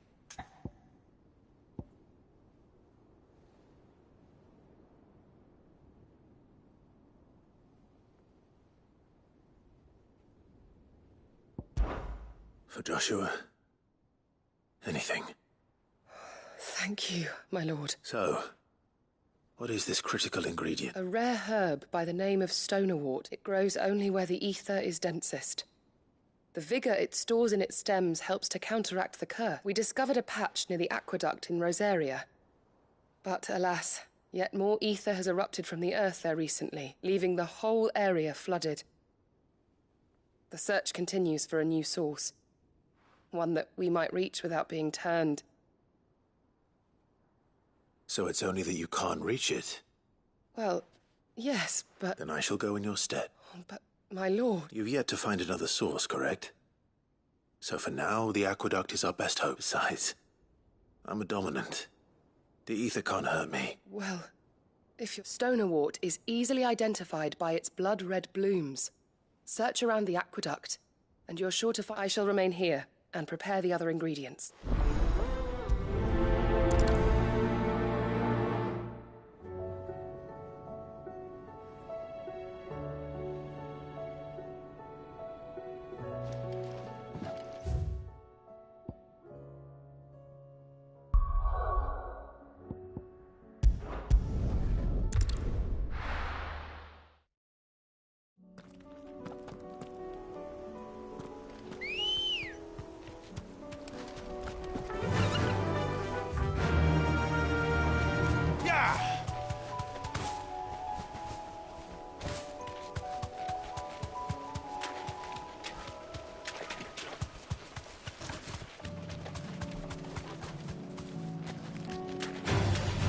Holding back.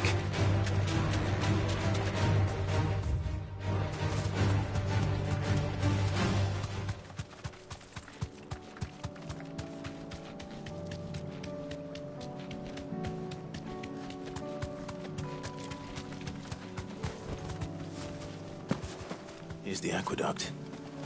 Now to find our stonewort. Yote mentioned blood-red petals.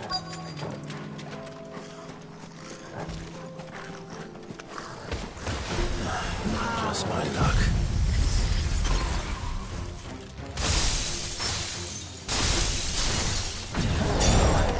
I won't be picking anything till they're gone. There's only one thing for it.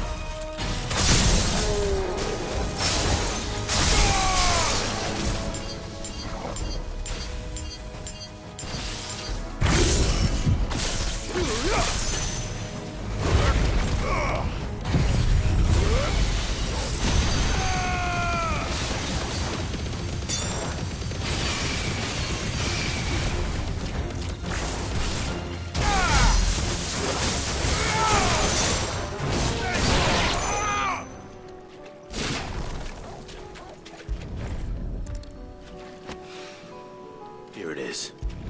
Better collect as much as I can before reinforcements arrive.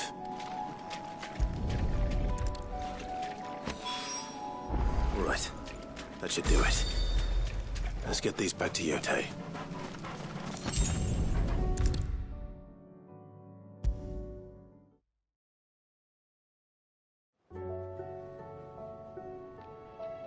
Yotei, I brought back all the stone and water I could find. Will this be enough?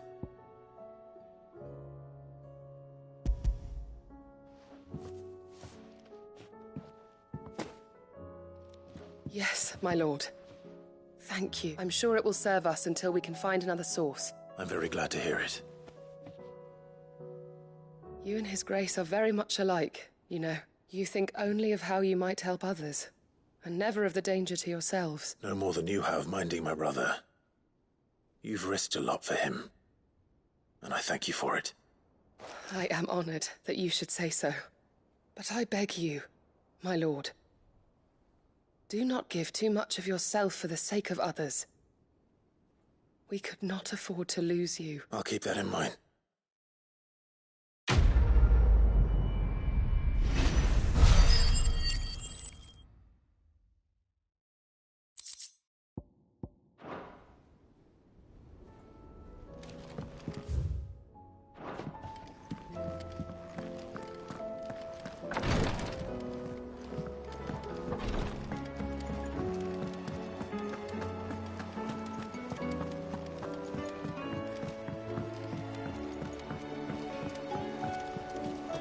Covered in nicks and lumps, the lot of them.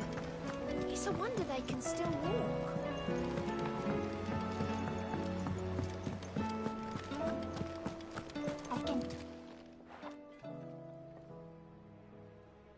Let me tell you a story, Clive. All right. Them rumours Wetlegs were spreading. Might be they weren't just tales plucked out of thin air. You see, there were a time when I weren't too particular about who I sold steel to, so long as they paid me the right price. Some women lust after blood, others after flesh, but me, I were always one for gold. And to satisfy that lust, I sold to opposing armies, stabbed my every client in the back, made myself the most hated woman in the twins. But then one day I met a man who made me a different kind of offer. Said he'd give me access to a realm-wide community of like-minded individuals in constant need of steel and sundries. On the condition I sold to him and his alone. Was that the first time you met Sid? Aye. And I fell right into his damn trap. He was true to his word, so I ended up being true to mine. And I soon started making the best profits I've seen since taking up the trade. And all without aiding or abetting any outlaws. Except Sid himself, that is. Told me about his plan to topple the mother crystals, you know. Said that with them gone, the realm would want for all manner of things. An opportunity for the likes of me to mint gil. Why, I reckon an enterprising individual could find himself the richest dam in the twins. And that's when he had me. I emptied my stores that day and moved into the Hideaway proper. And the rest, as they say, is ancient bloody history. A dozen years on, and I'm still not the richest dam. Not for lack of trying, mind. But I can say that I have never been happier. You've all shown me there are some things more precious than gil. That there are. So don't you go messing it all up, or you'll have me to answer to.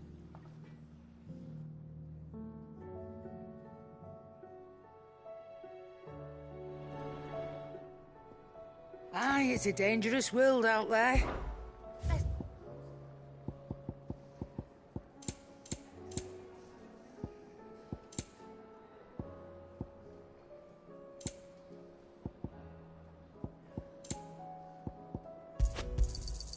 It'd better all be here.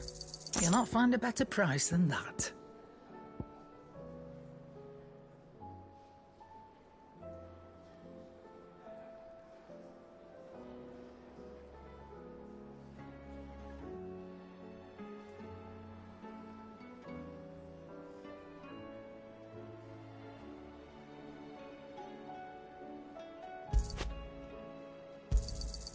You're rubbing me blind, you know.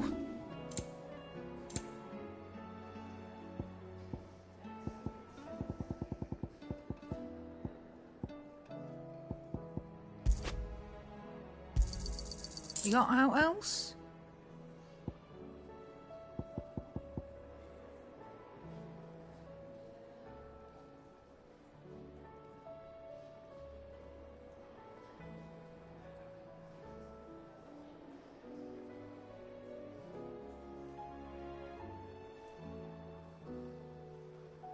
Finished, are you? We've run out of Pepio nuts and all.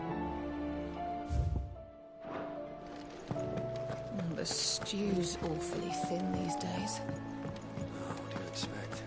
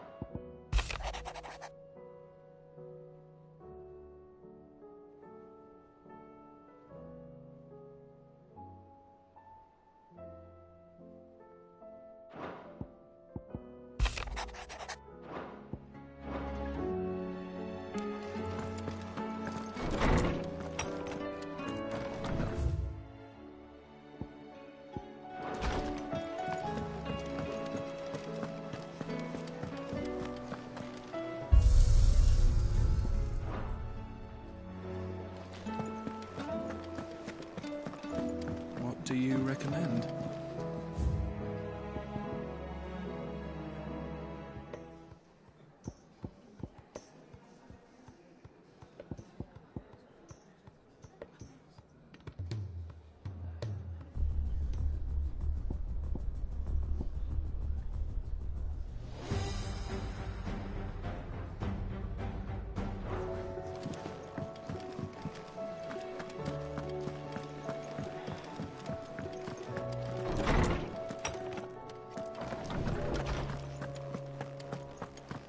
I have no reason to assume otherwise.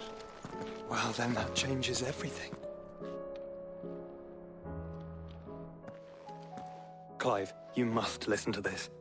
Lawsman, tell him. Do you recall when we spoke before on the divinity of Ultima? Well, it inspired me to delve deeper into the subject, and what I discovered appears to agree with the findings of His Grace. You will recall that my quest to uncover Ultima's origins began with the mural at Phoenix Gate, but while I've always known it to be important, its secrets have heretofore eluded me. Now, however, I believe I know where to find the more complete example. One that will reveal all we seek. Master Clive, have you ever in your travels chanced to hear of the Circle of Malleus? I would think not. Few have. But there was once a time when the faith flourished, the oldest known religion in the Twins. And though its popularity eventually waned on Storm, hints of its dogma remain embedded in more modern faiths such as the Crystalline Orthodox. Wait, you said it waned on Storm. What of Ash? Religious monuments are often torn down or repurposed when new faiths rise to prominence. But if no new faith arose, then perhaps the ancient temples might still stand. And so, you see now why I must accompany you to Waloed. It would appear the past still has much to teach us, though in this case, it would not have been possible without the musings of Moss. To think that you carried a copy of my old mentor's chronicles all along. I am relieved to discover it in good hands. I shall guard it with my life. Joshua, if you're finished here, join me in the ale hall. I need to speak to everyone before we leave. Right away.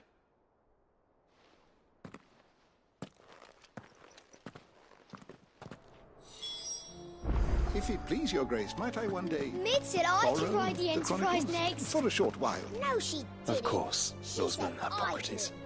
You need but ask.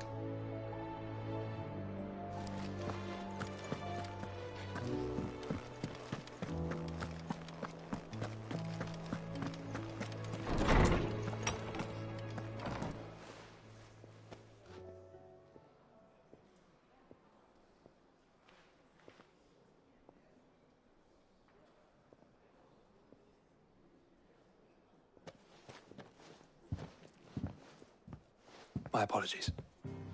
By now you've all heard where we're going and why. So I won't bother you with the boring details, only the important ones. If we attempt to approach Stone here by sea, there's a good chance we'll be sighted and fall prey to the capital's artillery. So instead, we'll disembark on the southwest coast and make for Drake's Spine on foot. I say we, but it's highly likely the entirety of Ash is under the rule of Ultima. A large party would only attract unwanted attention, as well as slow our march, and require supplies which may be difficult to obtain. Only Joshua and I will be going, and a scout. Preferably a good one. Gav, do you know of any? You bet your ass I do. Might still borrow some of Lady Vivian's maps, though. Just in case, like. Once you've dropped us off of the Shadow Coast, you need to retreat into neutral waters. Fly merchant colors and stay inconspicuous. If you sense any danger at all, you leave us behind and return to Storm. Inconspicuous is my middle name. But like hell am I leaving anyone behind. The ship ain't going nowhere till your scurvy mugs are smiling on deck. Jill, the Enterprise will appear a tempting target for royalists and pirates alike. You're to stop anyone boarding. Don't worry. I'll keep the ship and her crew safe. You'll be needing passage home, after all. But... very well. If there are no questions, I'll see you all at the docks.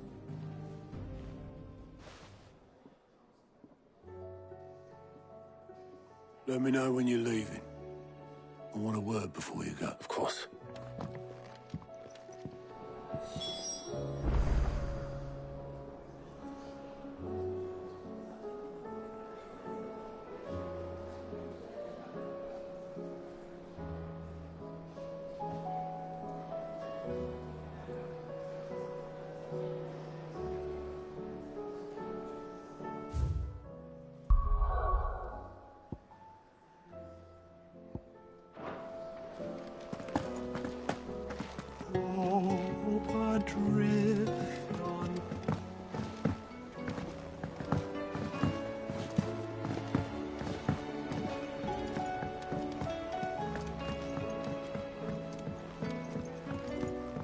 How do you split the sea, you reckon? I reckon we're better off not knowing.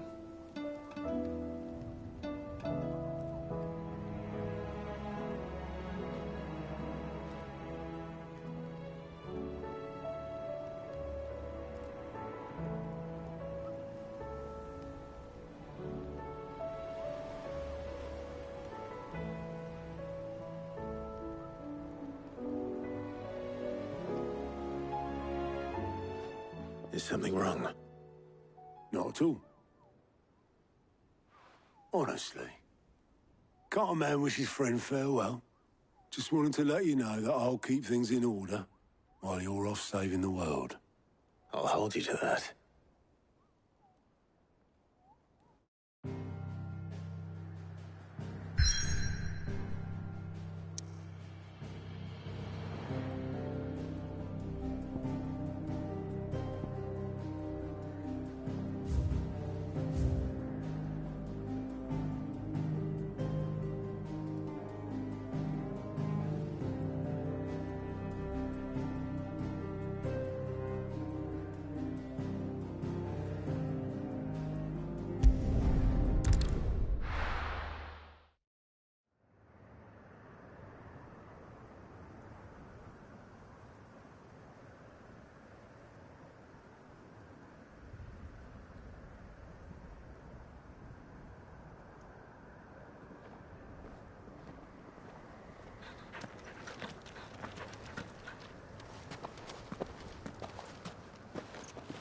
Reckon it'll be a long walk to the capital if we follow the cliffs. I'll scout ahead, see if I can't find us an inland route.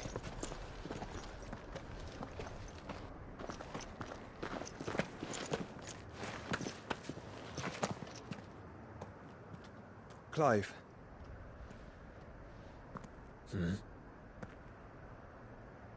There's something I've been meaning to ask. You took her icon, didn't you? Yes, I did. She understood.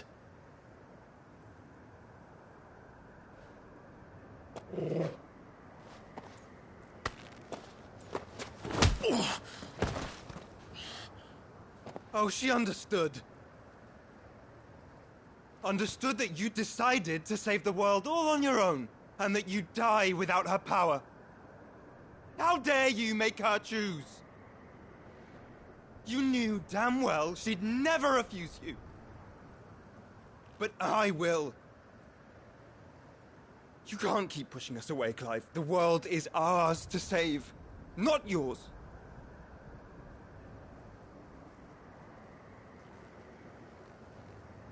I used my gift because I thought it was the right thing to do.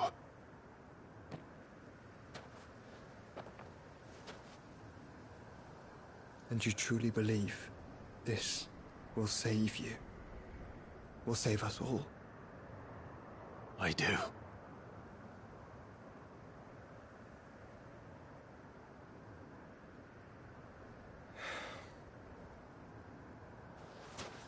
Then so be it.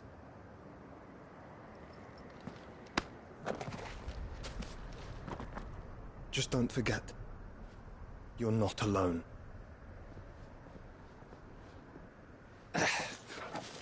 Think I found us a trail. Did I miss something?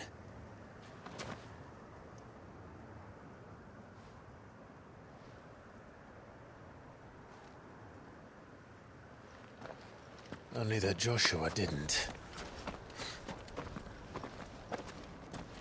I don't get it.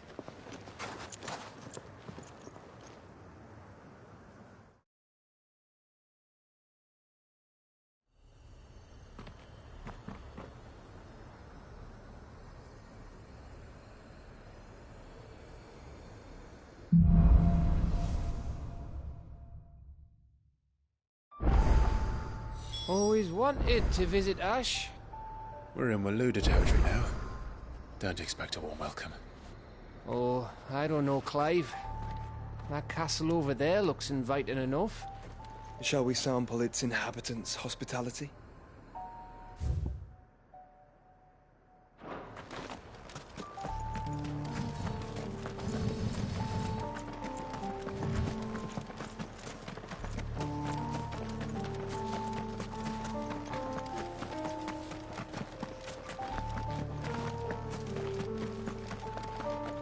Remember what I said about warm welcomes, Gav?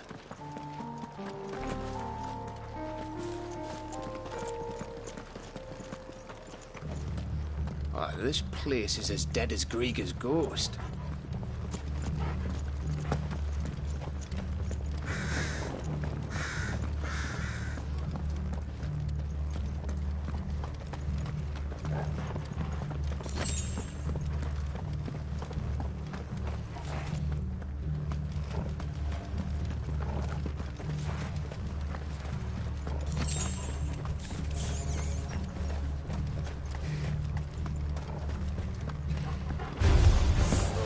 I knew I smelled something.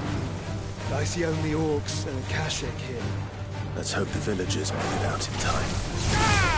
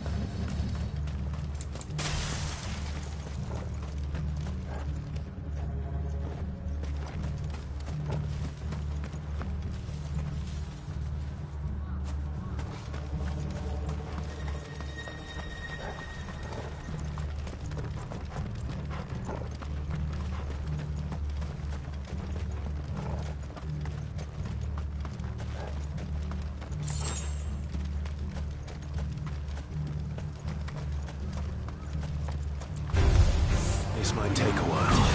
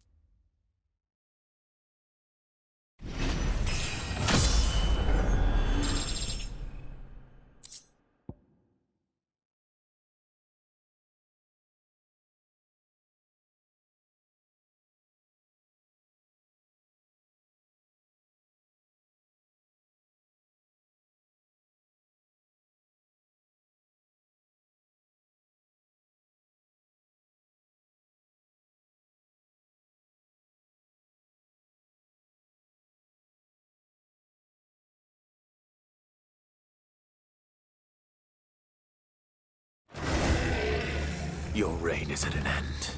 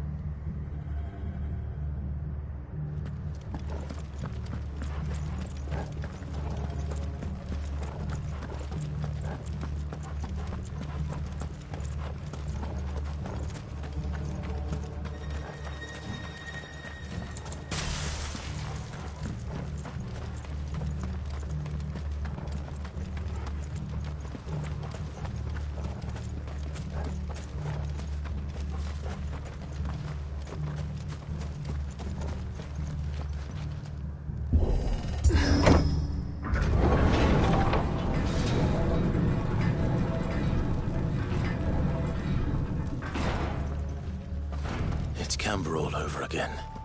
Where the hell are the Royalists? Seems you were right about that welcome after all, Clive.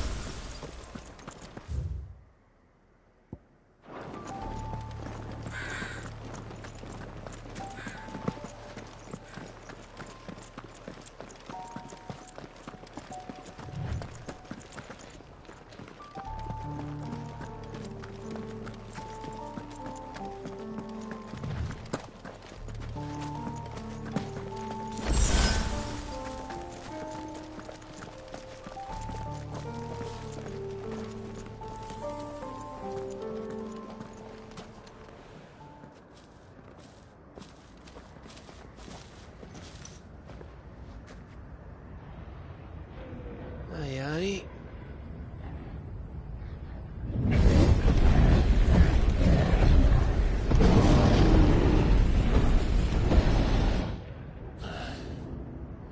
Is the whole of Ash fallen into Ultima's hands?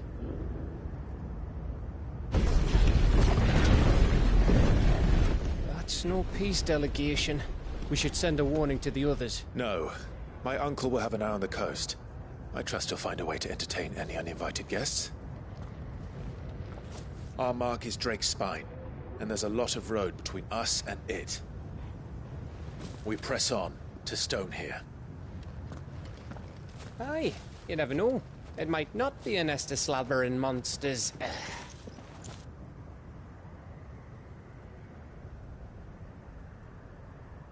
Clive, you must go on ahead without me. This stronghold is as old as Phoenix Gate, perhaps older. It may yet hide Ultima's remaining secrets, and if we are to best him, they must be unearthed. All right. Stay out of trouble. I always do. Mostly.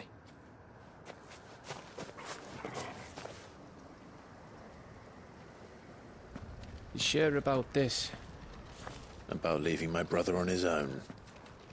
Of course. Mostly.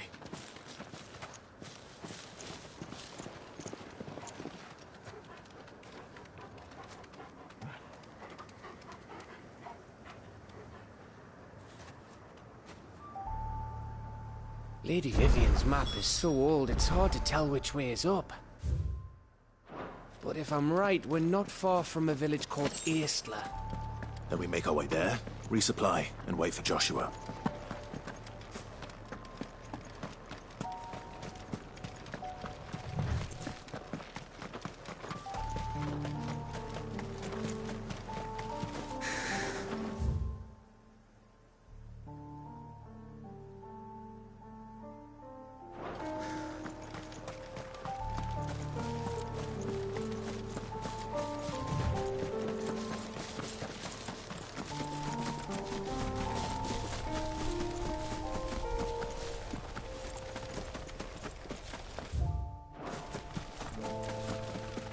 This place reeks like a mobile's arsehole.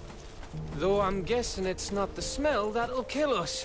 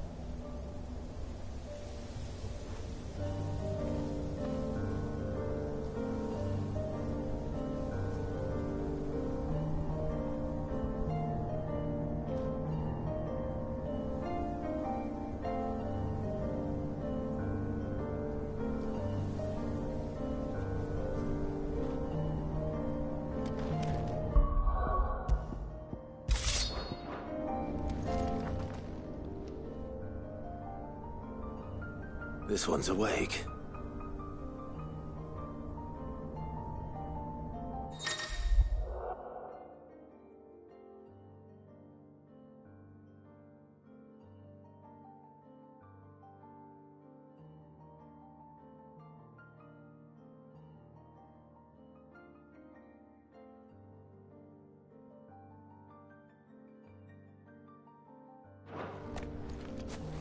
Let's see what's inside.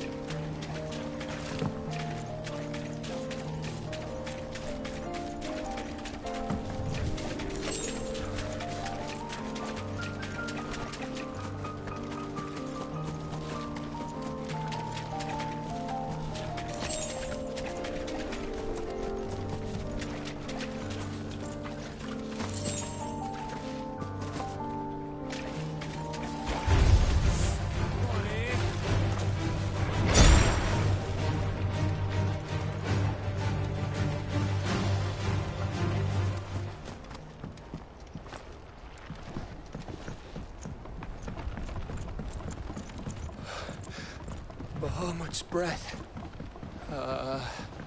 Don't look down, Torgal.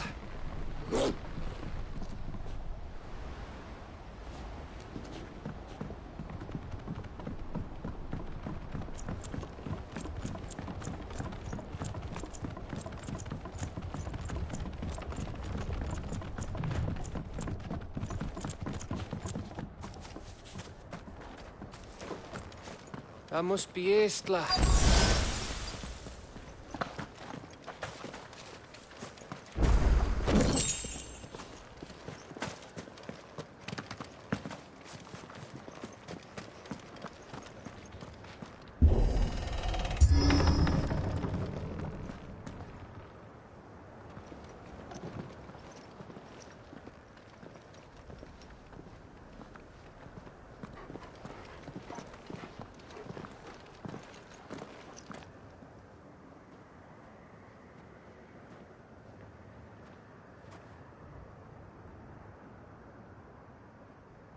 What do you think, Clive? Then we're too late.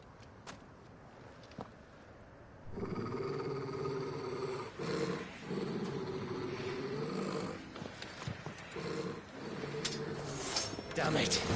They're all turned. There's nothing we can do. I wouldn't say nothing. No quarter, Gav! No quarter!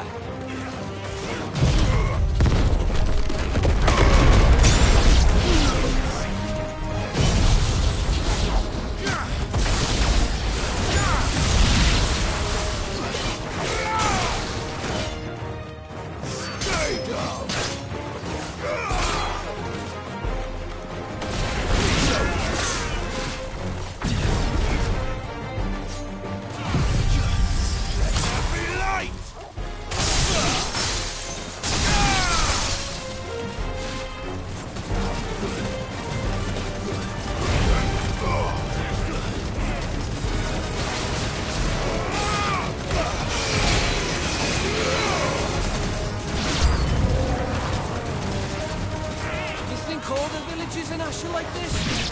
A question for later, Gav.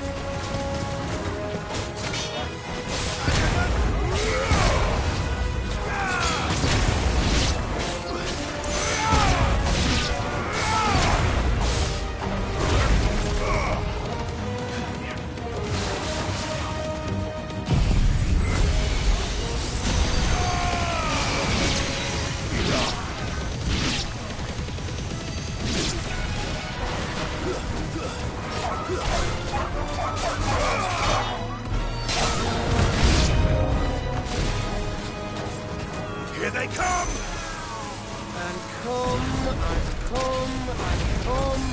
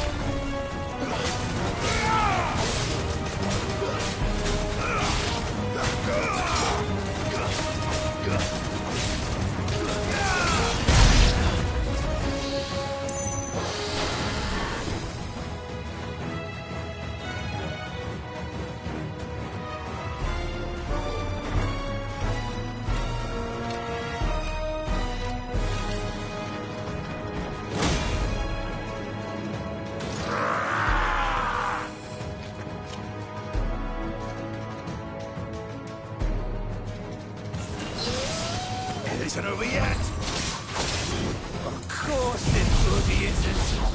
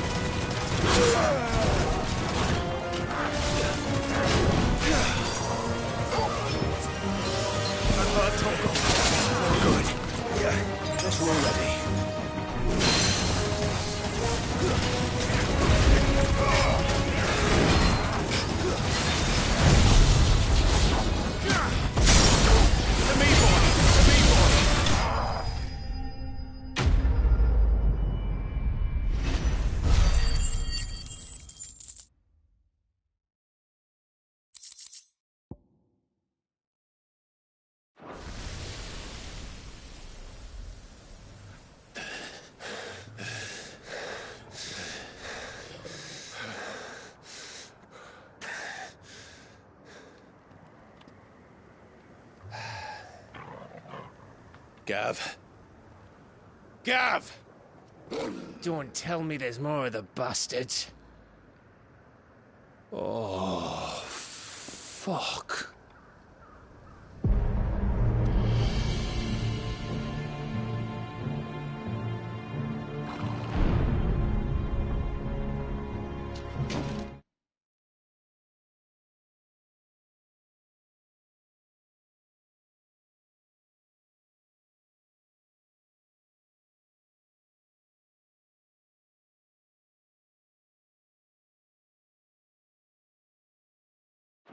Have you come to watch, Odin?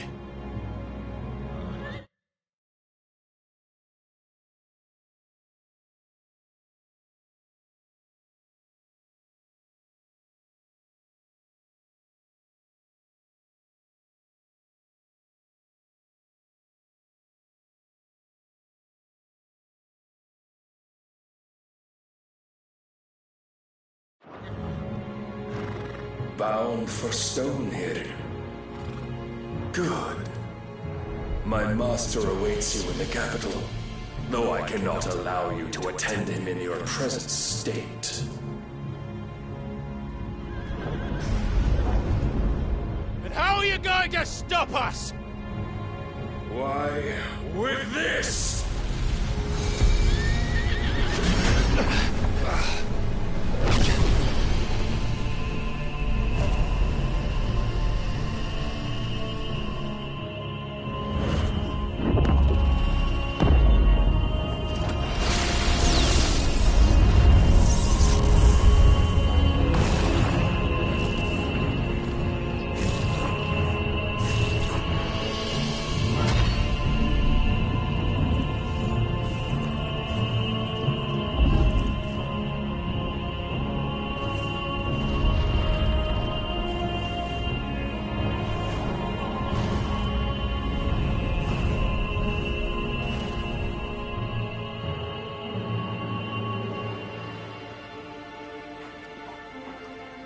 What did you do?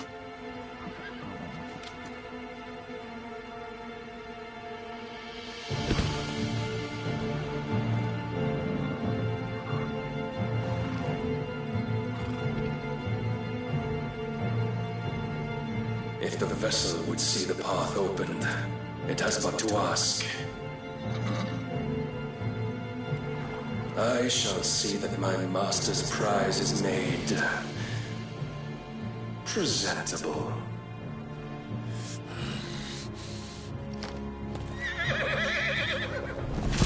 Shit! No!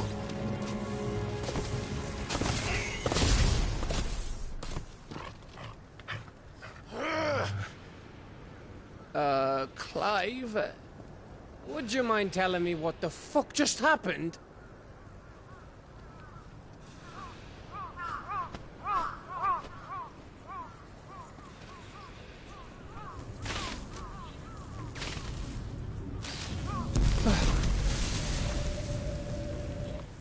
Oh, you've got to be.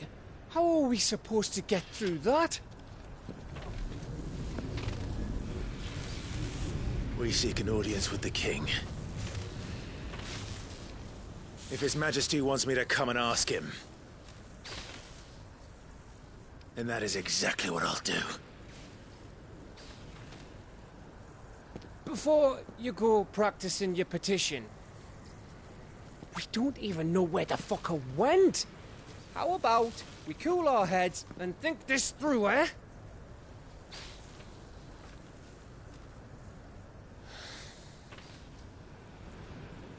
All right. Maybe there's something here we can use.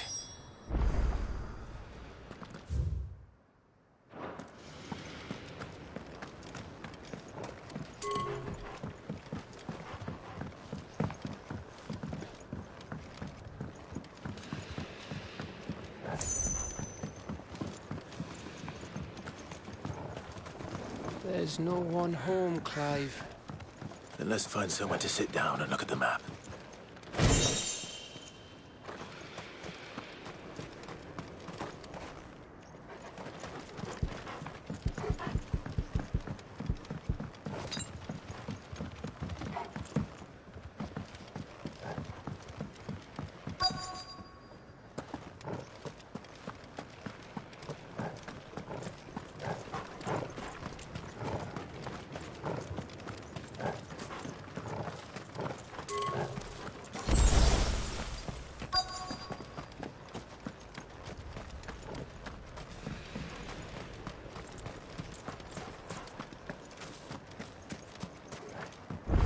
I thought we got them all. So did I.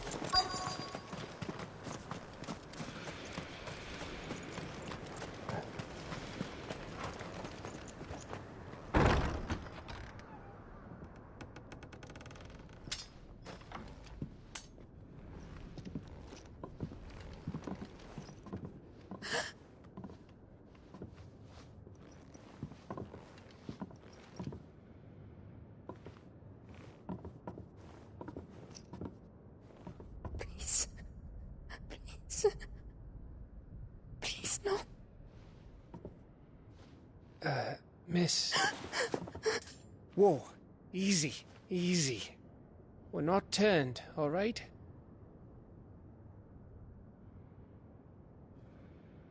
Who?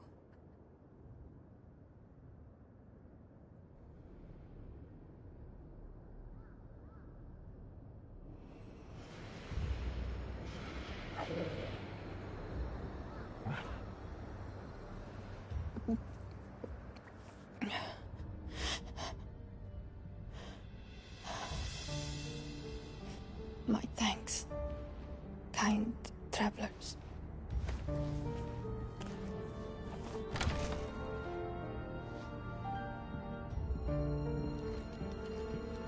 Edda, forgive me for asking, but what went on here?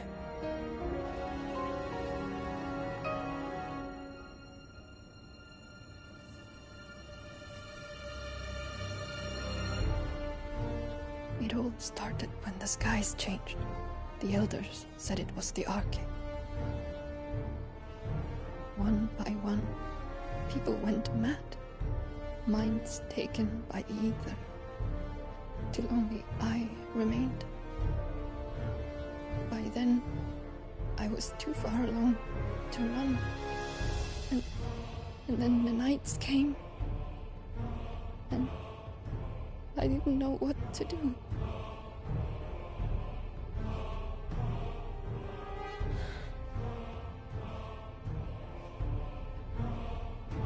And this, Arche is... Just a story. Something our grandparents told us when we misbehaved. About how the heavens would grow dark before the land took her last breath. The end of the world. You said the others went mad. But where did they go?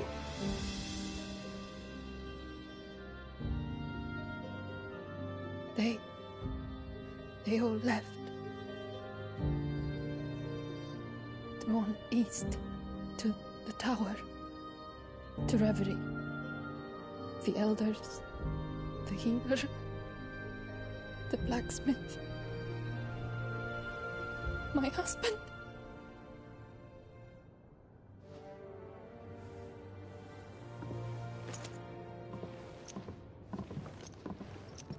You thinking he did this? Of course. Who else could it be? You were in Canva. You saw what he did to the people. But then what about her? How come her nut hasn't cracked? The baby, perhaps? Could be protecting her from the ether. I can't think of any other explanation. You mean... it's a bearer? It won't matter what it is once Ultima's magic takes hold. Time's running out.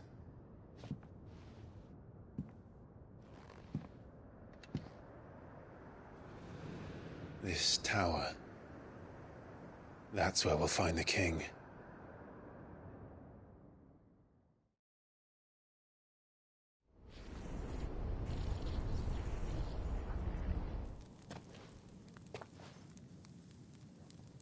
I knew it. It's the same as Phoenix Gate.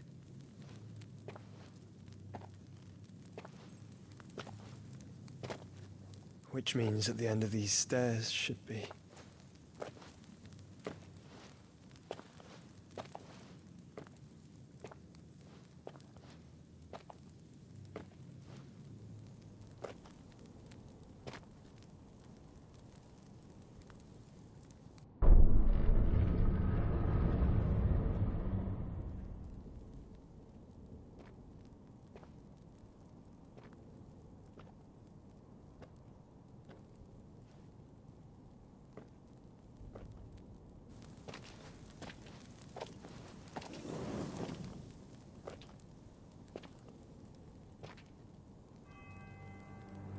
The mural is complete.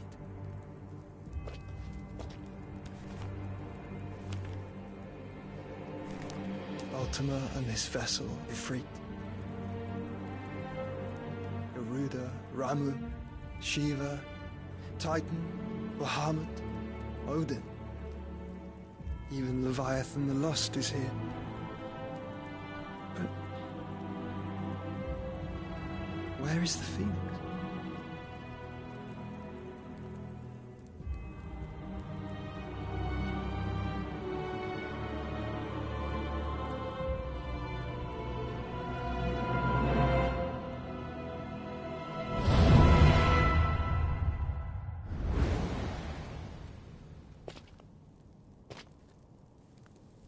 By the Founder.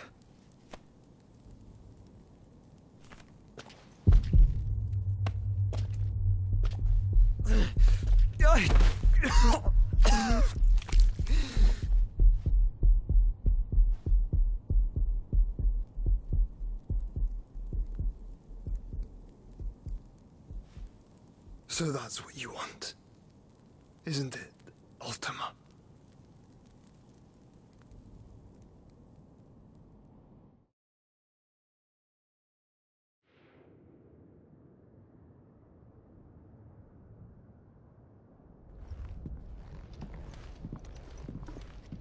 So that's how it's gonna be then? I'm not asking, Gav. I need you to stay with Edda. What? I must do this alone. If I don't return, you're to find Joshua and make for the Enterprise. Understood? Aye.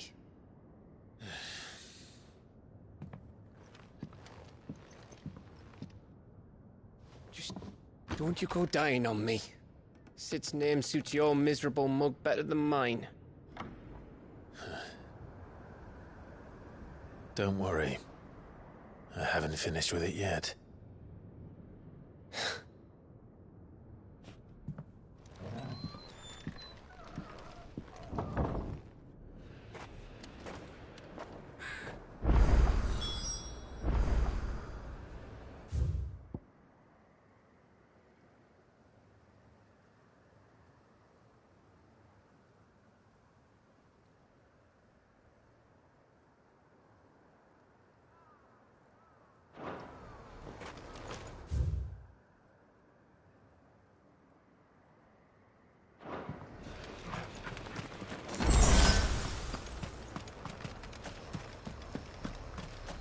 If Barnabas is controlling the Akashic, then wherever he goes, they'll follow. And so will I.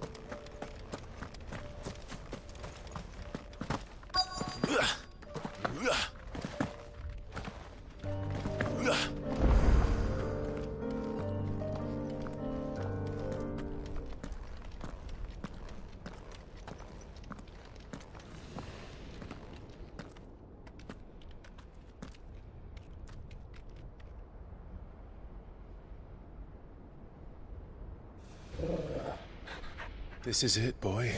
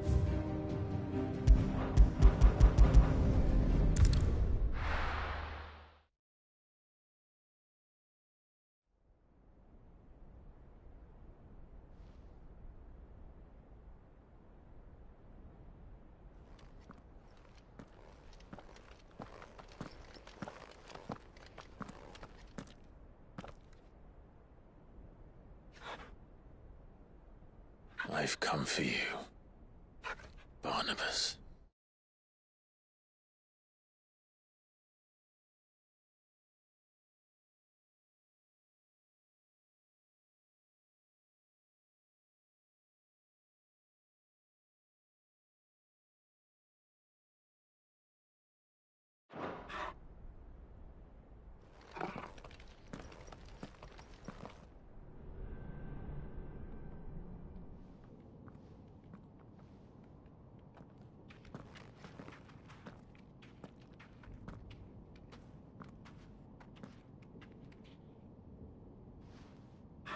Stay close, Torgal.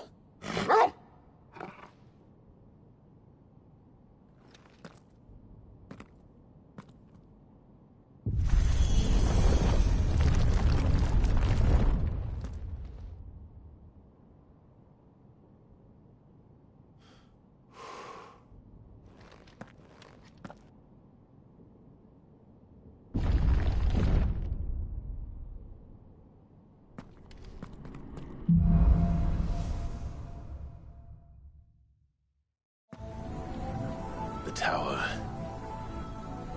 It's alive.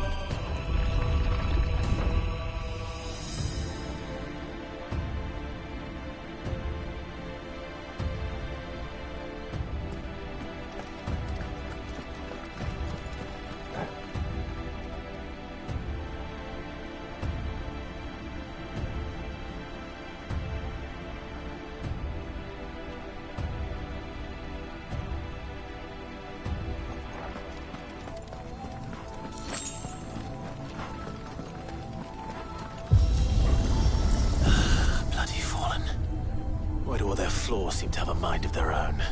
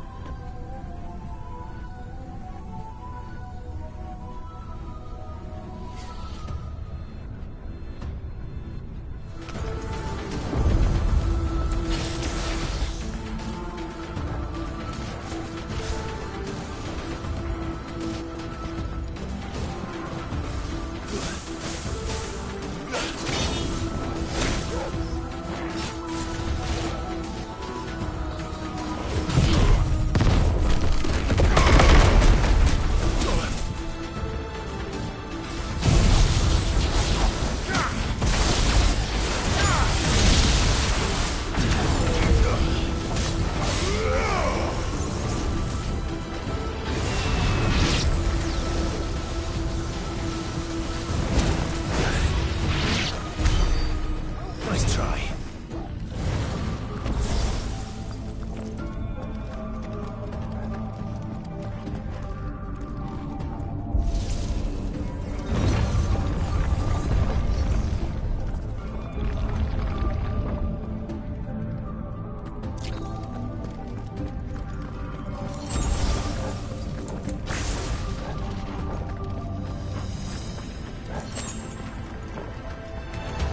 Holding back.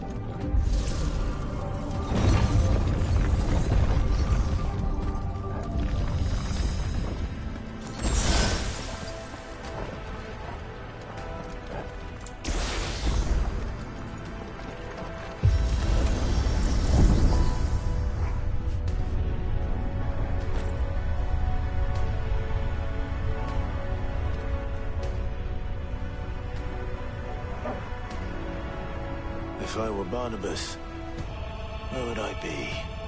The top. So I could look down on the world.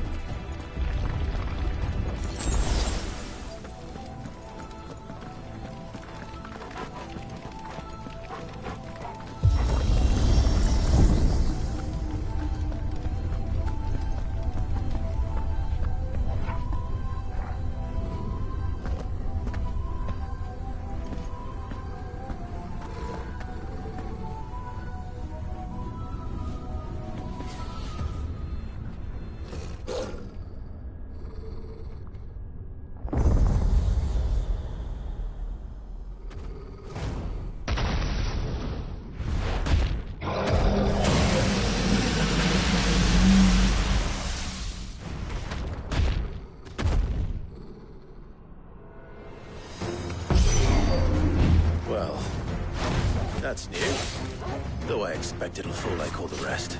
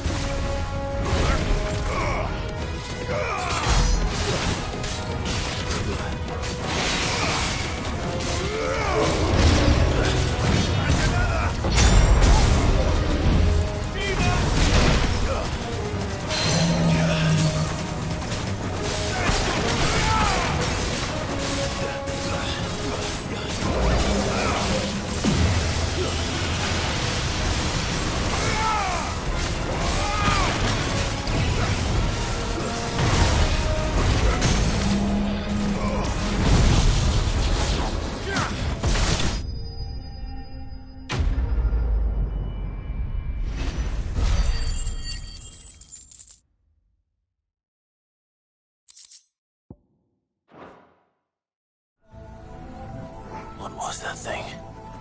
Hopefully there aren't any more.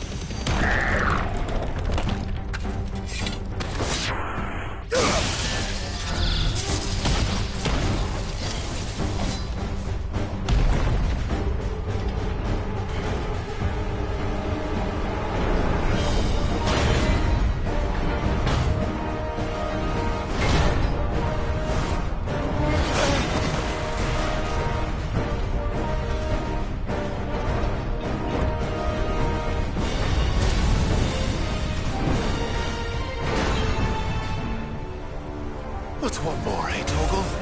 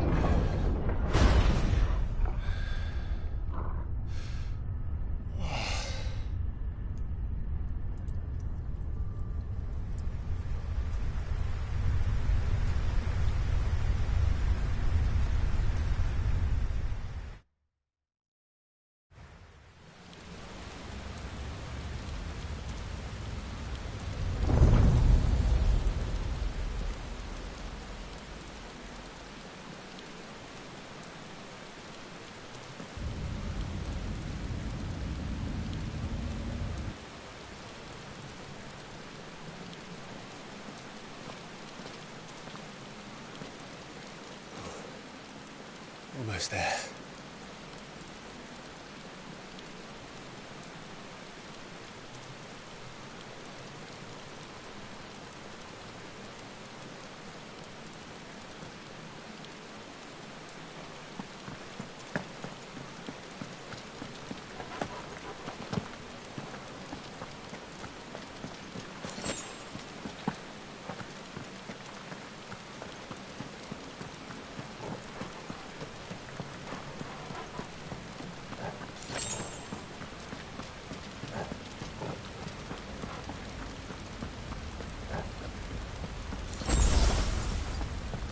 He's here. I can feel him.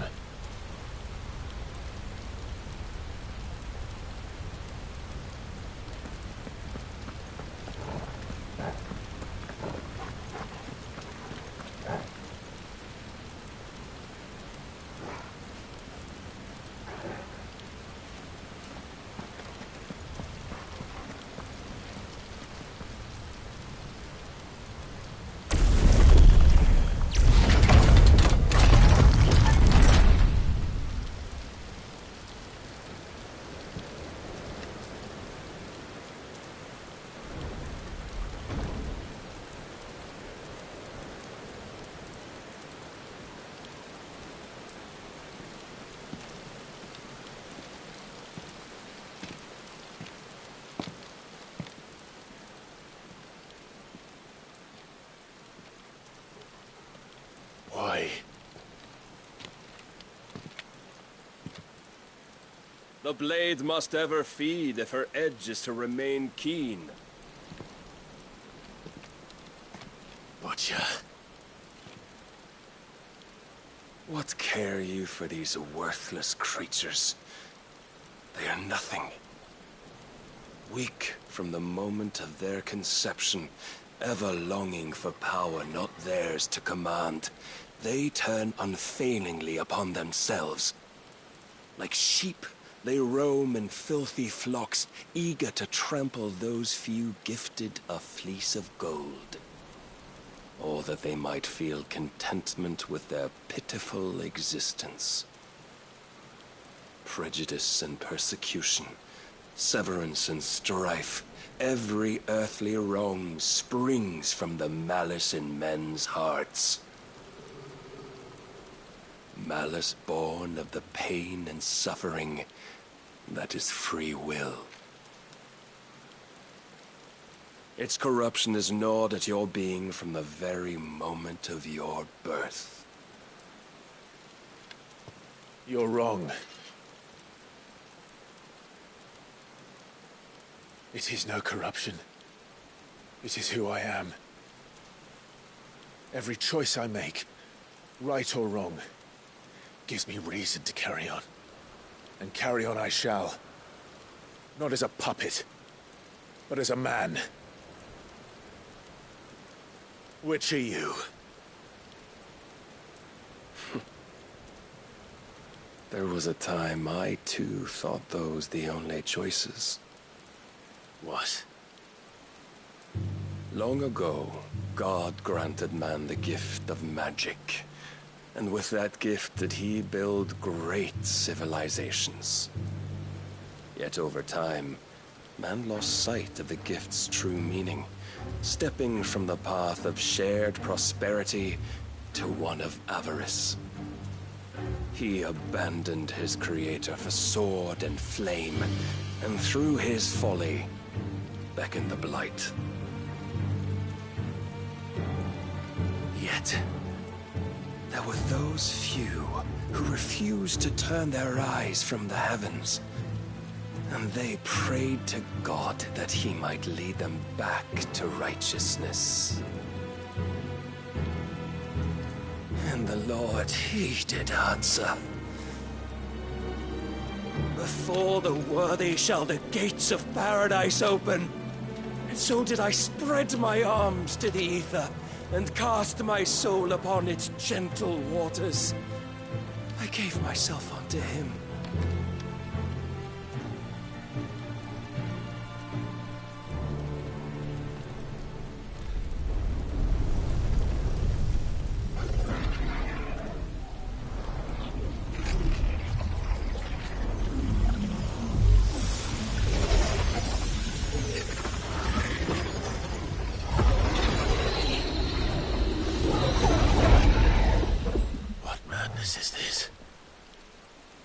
My worth proven, the Lord charged me thus. If your kind are to find salvation, they must be made to serve. You see, paradise lies but a single step away. Could we only take it? Could we only leave our transgressions behind? For none save the pure of heart and mind may set foot in the new world. I will save us. But it all begins and ends with you. You are the key, Mythos. And with this humble offering, shall I prove my faith once more. So you forsook your kingdom. You forsook yourself to serve. Tell me, how is that living?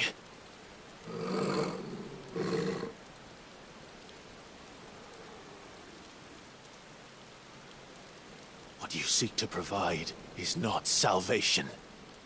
It's anything but. Life is about always having a choice. Take that away, and we might as well be dead.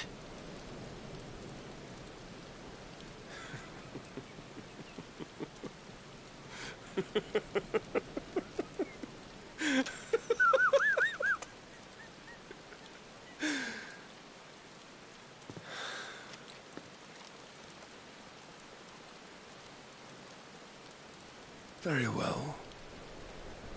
Come. Come then. Show us the strength of your will. It's not the strength of my will that should worry you, but the weakness of yours.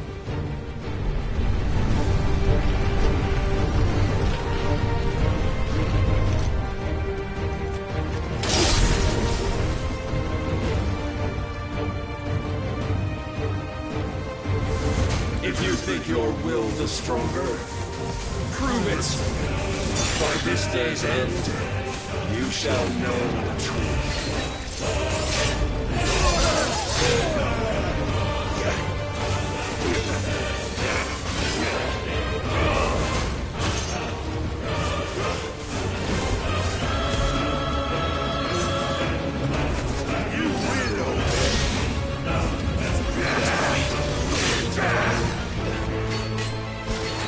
Blessed with the might of a god, yet still you fight like a man. I'm tired of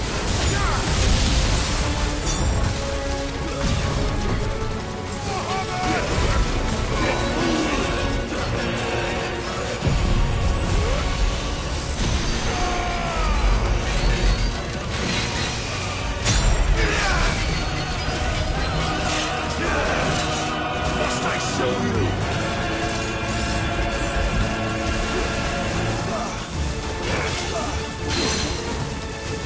And what do you see?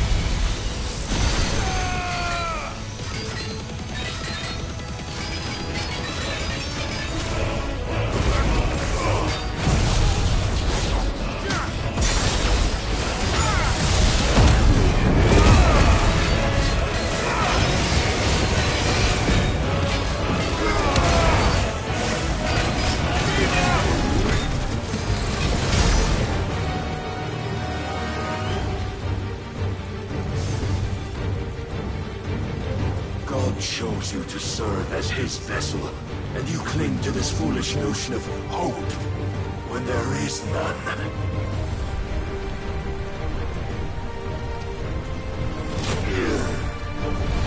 Fuck!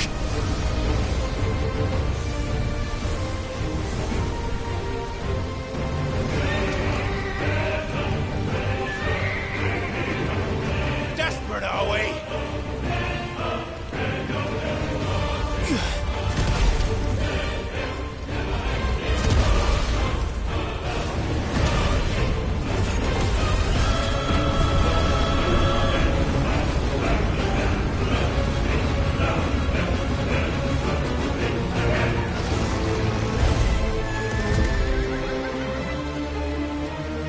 Finally, we can begin. Yeah!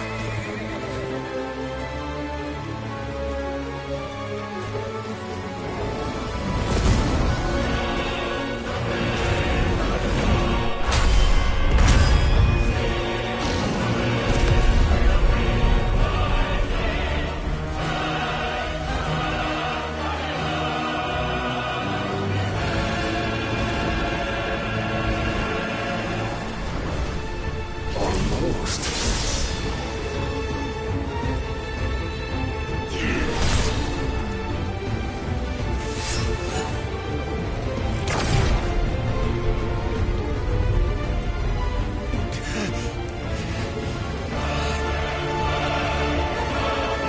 You have been shown the path. Now you must follow it. Free yourself, Mythos. You will not defeat me otherwise. We'll see. Perhaps you still require persuasion.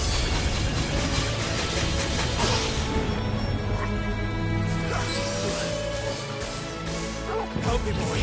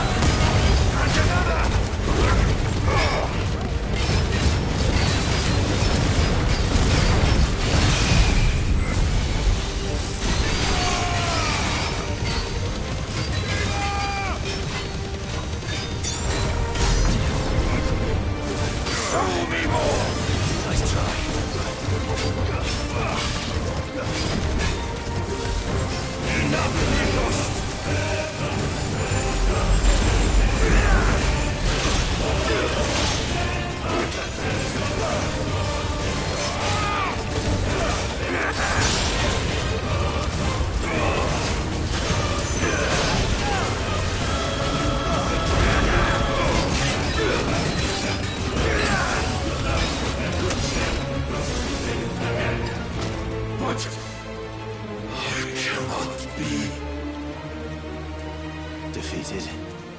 You admitted defeat the moment you turned your back on us. When you turned your back on the truth, Barnabas. We are not as weak as your God believes.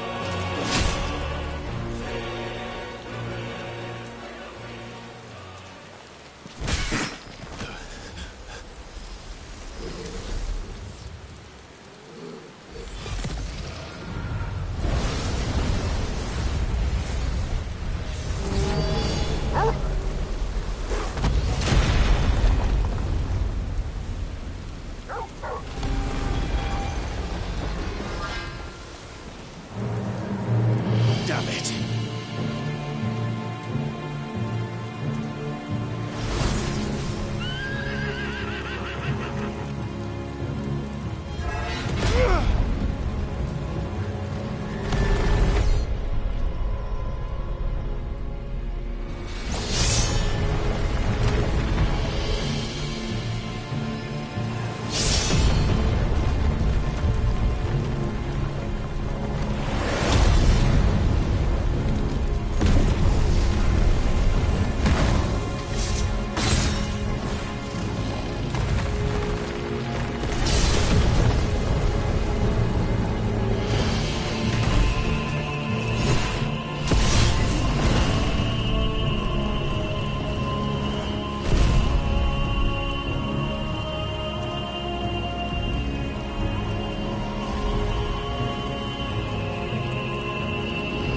What are you waiting for?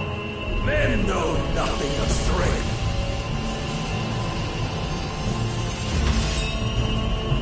But you will.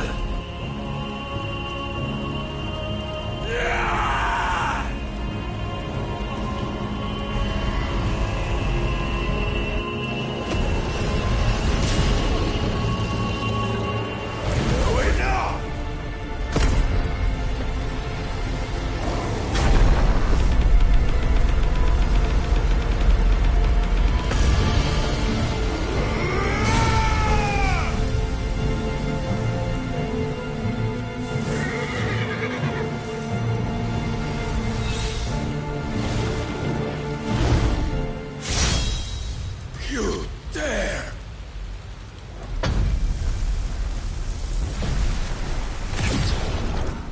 Could it be you have made a weapon of your weakness?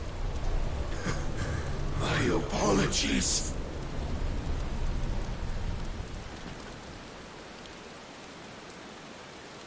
You are not the fool I took you for.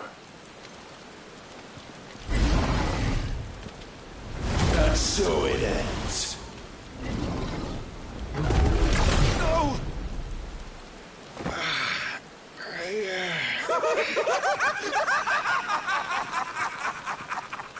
Don't tell me you are tired, Mythos! Your stubborn defiance has stirred my long-becalmed heart, filling it with a joy that I have not known for generations! I had thought the tantalizing kiss of self-indulgence a dream forever out of reach. And now that its sweet ruin courses through my veins, I shall not be quick to relinquish it. Show me your work, Mythos, that I might revel in it!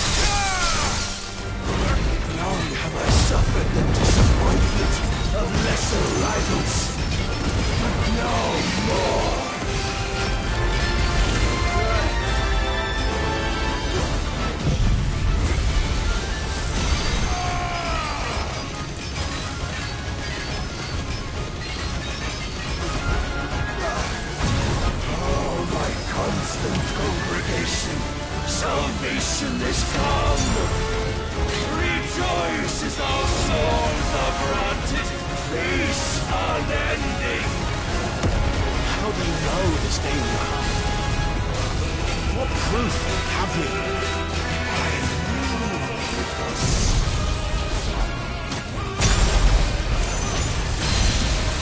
Your mere existence is proof of the Lord's grand design! I'll never serve your God!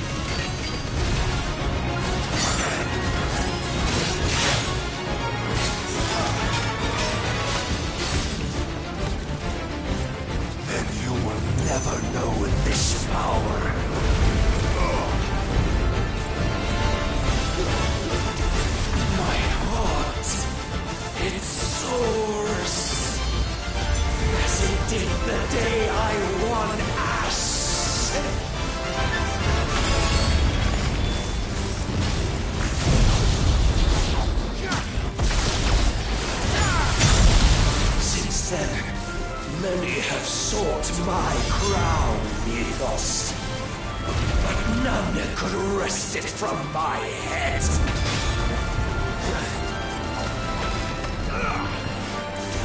Come! Have you the strength? Have you the will?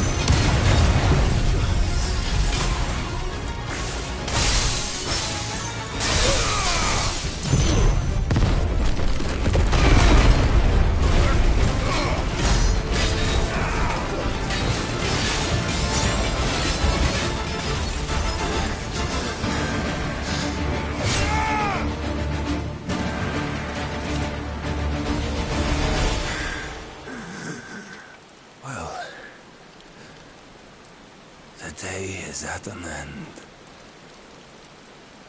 And we both know the truth. It is I who stand victorious.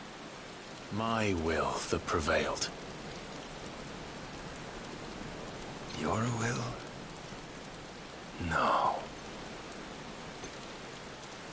It was his. Clive Rossfield.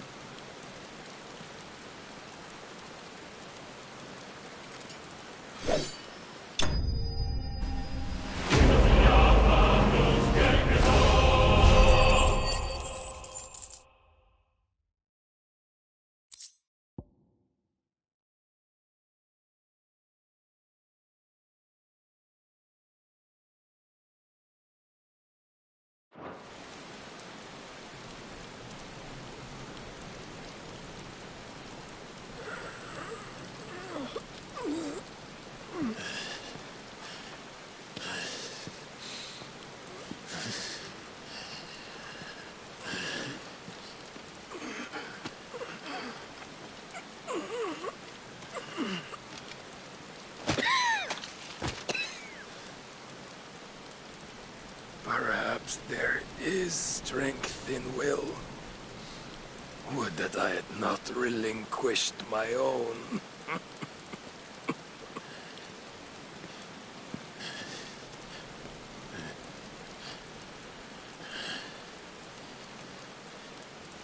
You relinquished nothing. What was it, if not will, that made you strive for a new world? Strive to win your master's approval?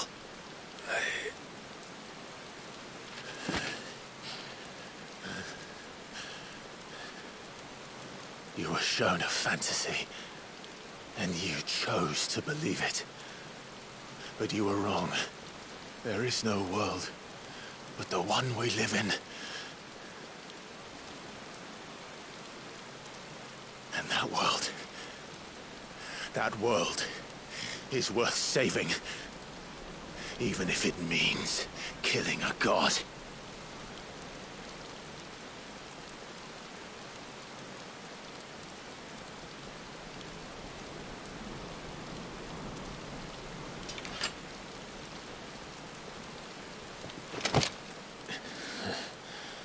Bold words. From one who has served the Lord so well. This is pointless.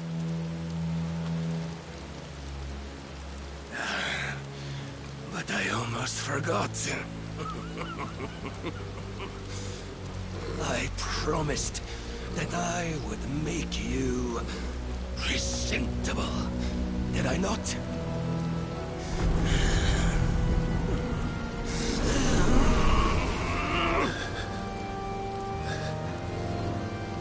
We shall fulfill our destinies, just as the Lord's Mother Crystals have fulfilled theirs. Come, Clive Rossfield. Take what is rightfully yours. Become one with God. No.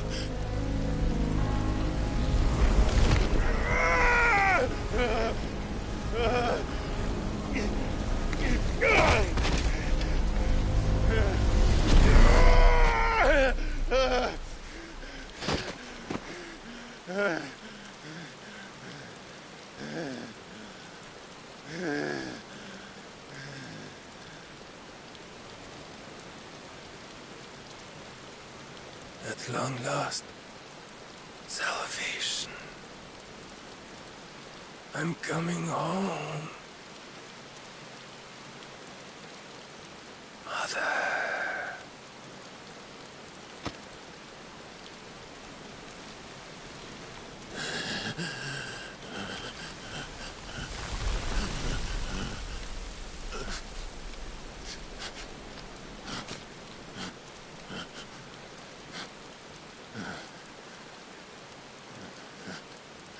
Tell me, how does it feel? Show yourself! Face me! How does it feel to consume your rival's strength, to gorge yourself on their being, to edge step by trembling step ever closer to the divine?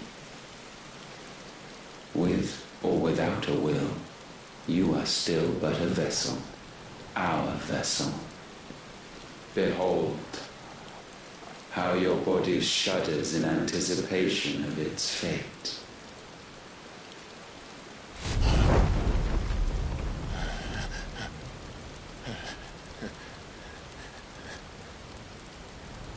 Oh, it's not yours yet. No. Come then, O wayward child. We shall await you upon the back of the first worm. There all shall end and begin again.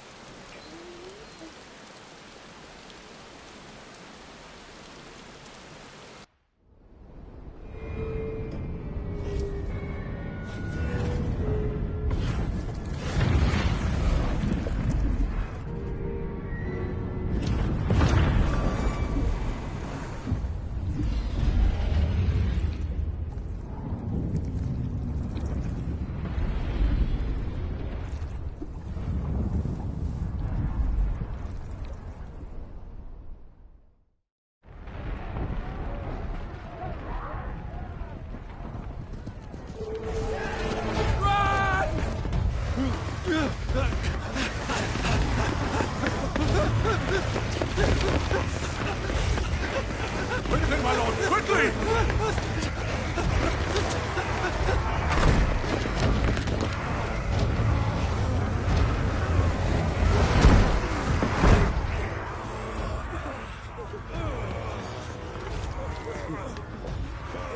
Why the hell is my city crawling with the captain? Don't ask me, ask them! Since when was Eugen Hamel one to hide when there was a fight to be had? Since they stripped me of my rank and banished me from the battlefield. Now I'm stuck wiping the backsides of this lot while the city burns and my wife tails off with a man half my age! And then you turn up! What the hell are you doing here anyway?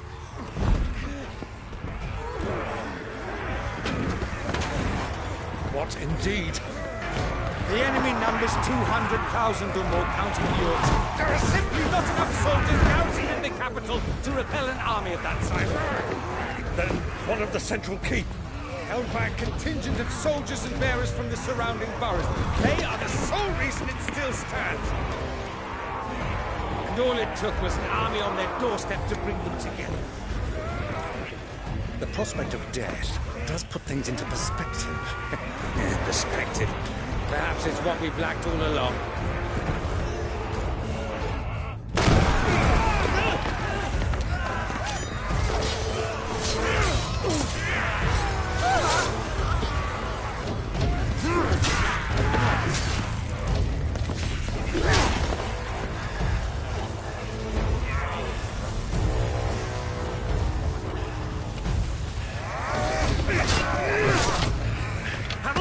I need you to lend me some of your best men, preferably all of them.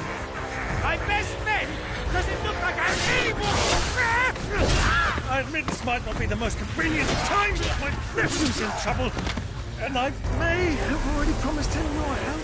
Your nephew, the outlaw? Never! My soldiers have better things to do than die for nothing. And you and he are of the same mind. I fights for the opposite. He fights for a world in which we shouldn't have to live and die for today to give us all a chance of a better tomorrow. Be that as it may, a handful of men cannot stand against the kingdom.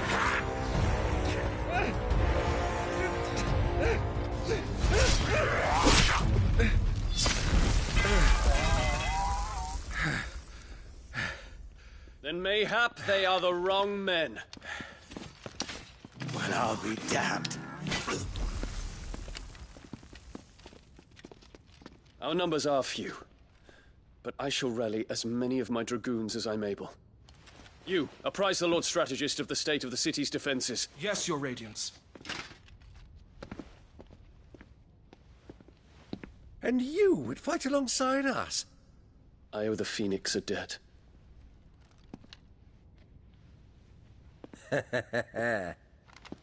Does this vouch for my nephews? Aye, but I still have my doubts about you. Which we can discuss later. Indeed. You said you had men garrisoned in the keep. Captain, do you know how many yet remain? Allow me to confirm. Commander? Whatever their number, Randalar will be needing them all. Gather the bodies and build a pyre in the courtyard.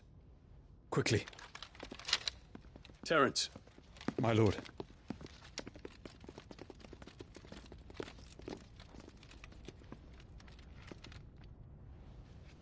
You will find a girl there. A girl? We are in the middle of a war. I owe her my life, and I always pay my debts. You are to see that she is provided for. Dion, I cannot leave. But you shall. If I am ever to be worthy of the forgiveness of our people, then I must earn it. And I must earn it by my hand, and my hand alone. Know that I do not ask this lightly. And know that I will do it.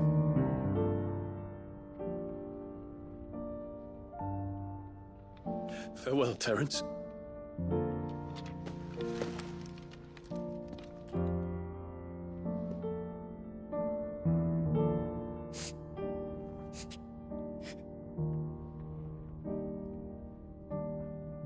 Farewell, my prince.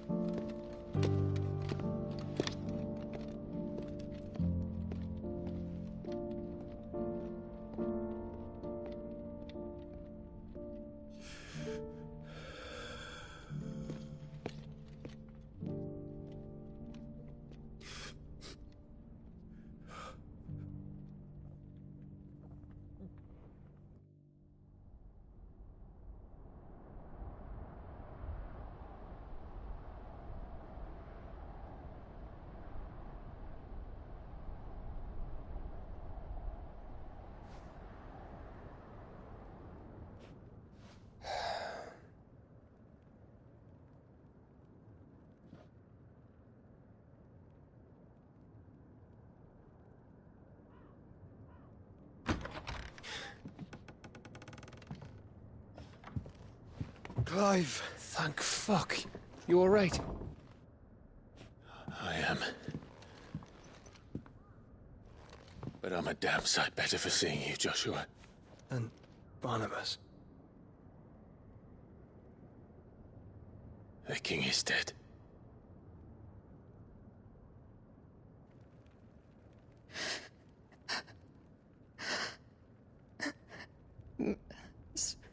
So they're all...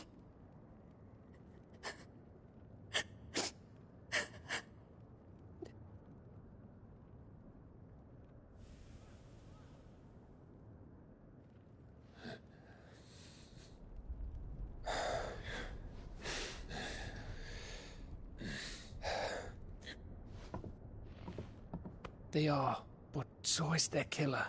He can't hurt anyone anymore. You're safe.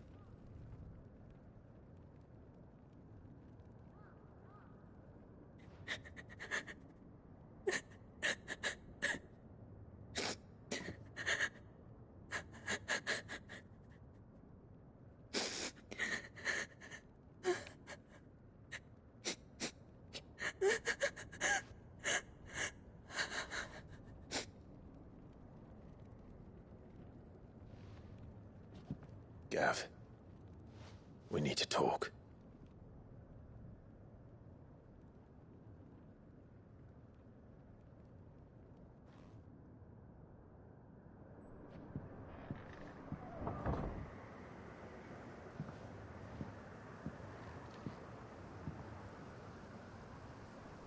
I'm sorry, Clive. You know I want nothing more than to go with you. I do. But I'm glad you're heading back to the Enterprise nonetheless.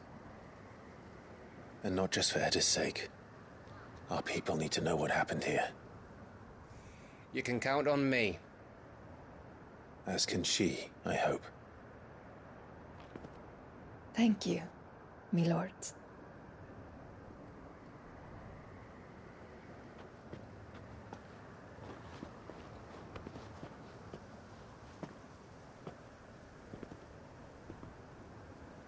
Do you think that was wise? Wiser than leaving a woman with child alone in the Deadlands. They'll be safer at the hideaway. For now, at least.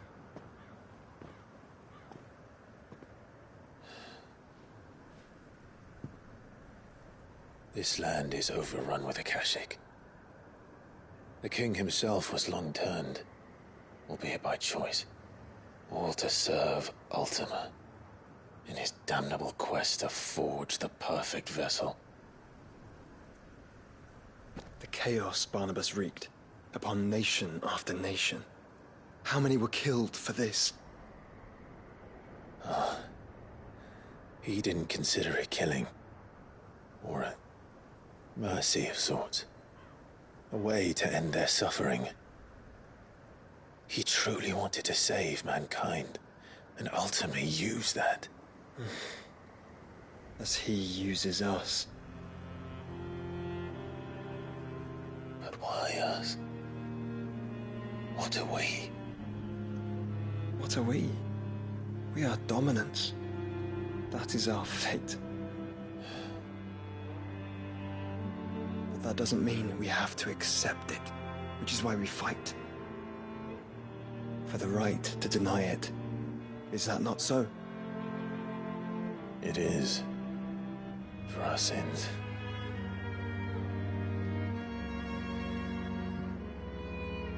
Barnabas said something else. That the Mother Crystals were Ultimas.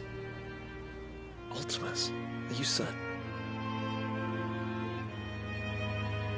We know that the Mother Crystals have been leading the land of Ether.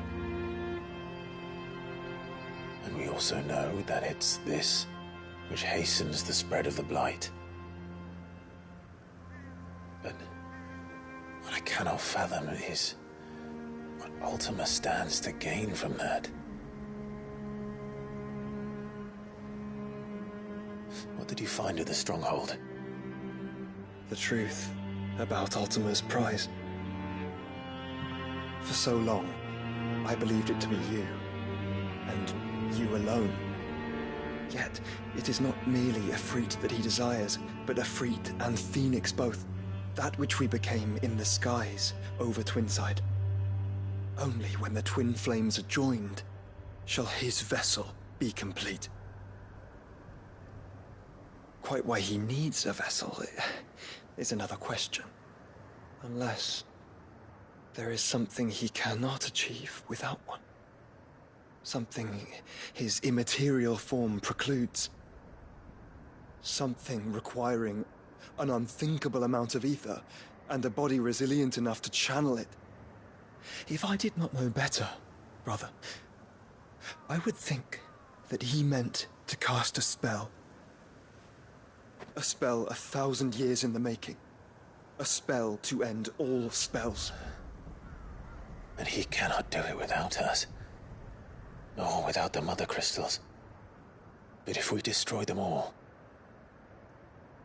we will stop not only the Blight, but Ultima as well.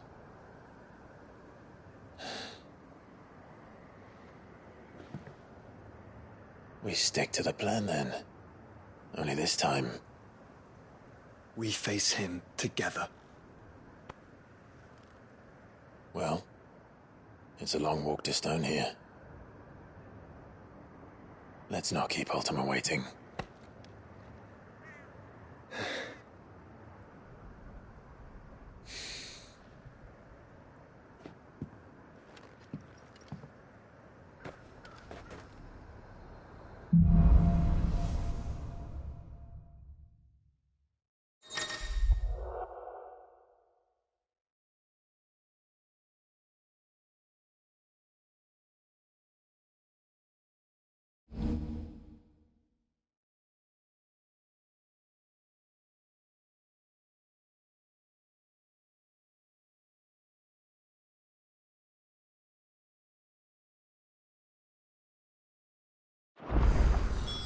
When Barnabas fell, his magic died with him. The road to Stone here is barred to us no longer.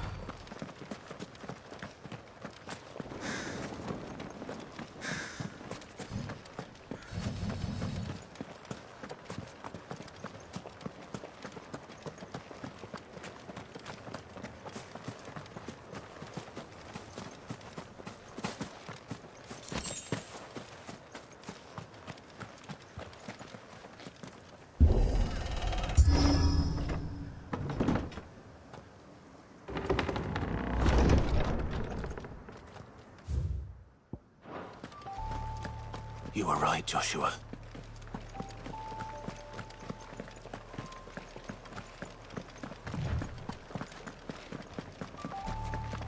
Bodies up ahead.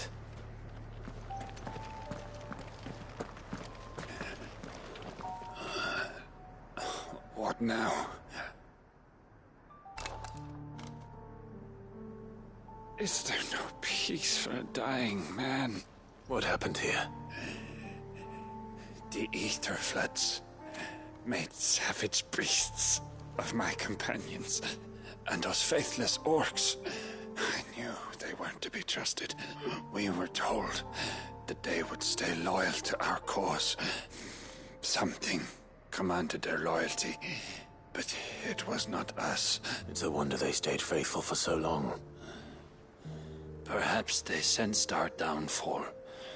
The king is gone. Our nation in ruins. What becomes of us loyal pawns now? Sworn to a shattered throne. Fuck Walud. Fuck the dead king and his god. Fuck this withered shithole. The floods do not affect you. You are a bearer, albeit one who's lost his brand. Pray, hear me, brother. Will you grant this pawn his final wish? Will you lay my dying soul to rest? Of course. What do you need? Finally, some luck. Beyond the castle walls, towards Stonehere, there is a forest. Never turn. My parents are buried upon a bluff, nestled amongst the trees. Theirs was the only love I ever knew. I was torn from them in life, but perhaps I can return to them in death. Take my ring. See that it rests beside their bones. May you find peace at last.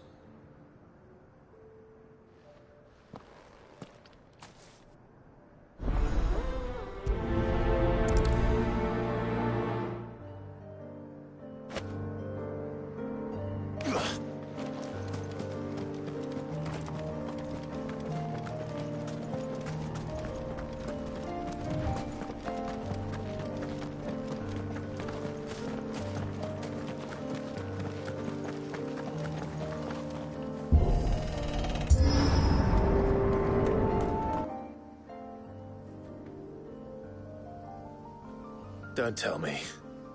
The only way to the capital is through that gate, just as you surmise. There's an army down there, Joshua. Yes, but I don't see any dominance.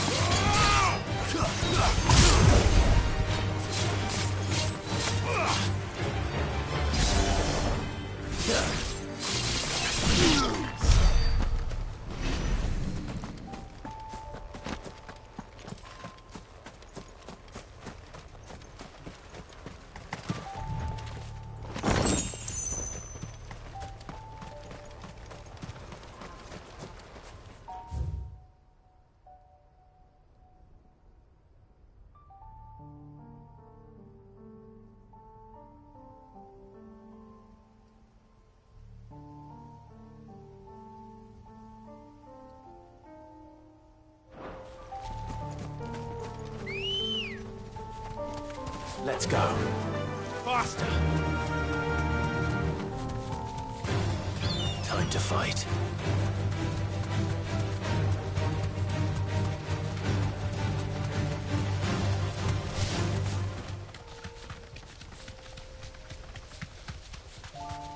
Have care.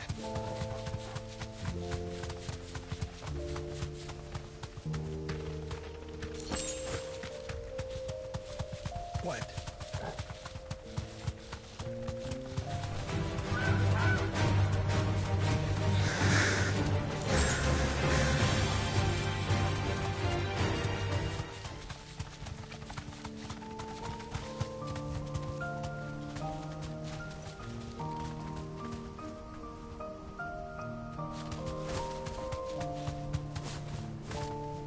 Straight home now.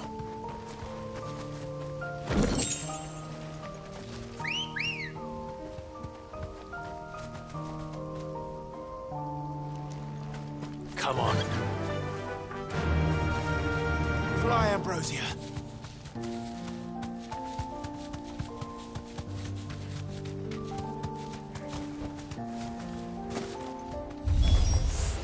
Not an end.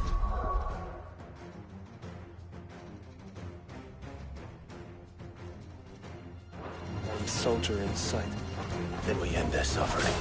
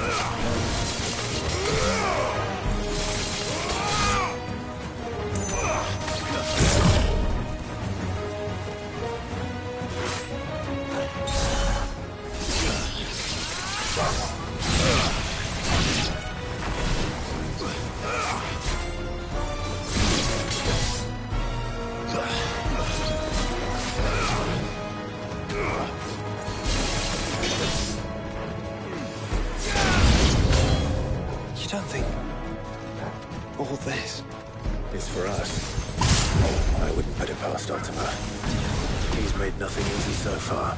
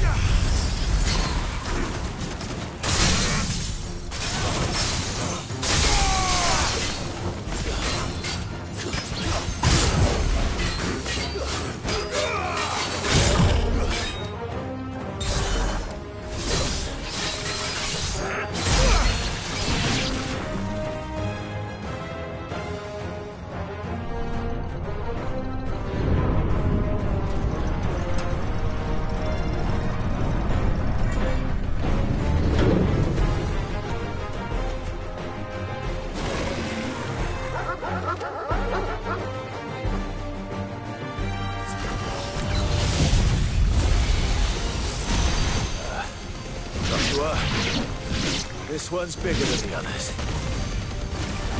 And Nina, by the look of it.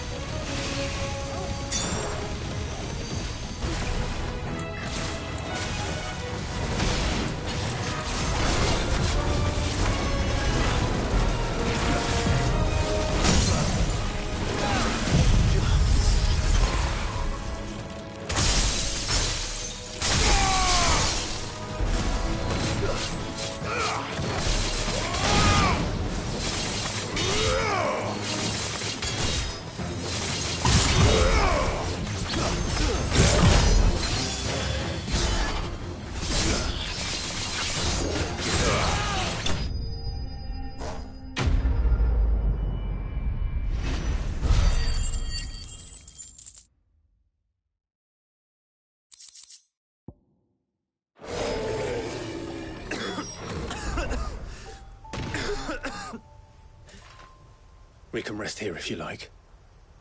Don't worry. I'll be fine. You all right, boy?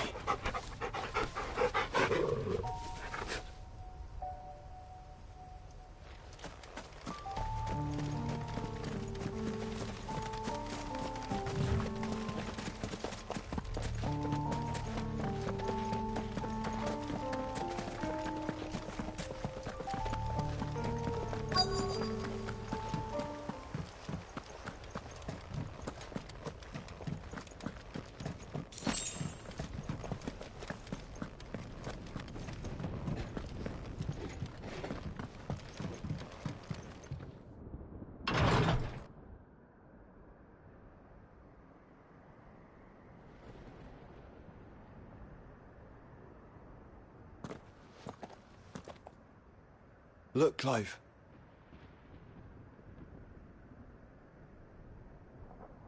By the Founder. The place is a fortress.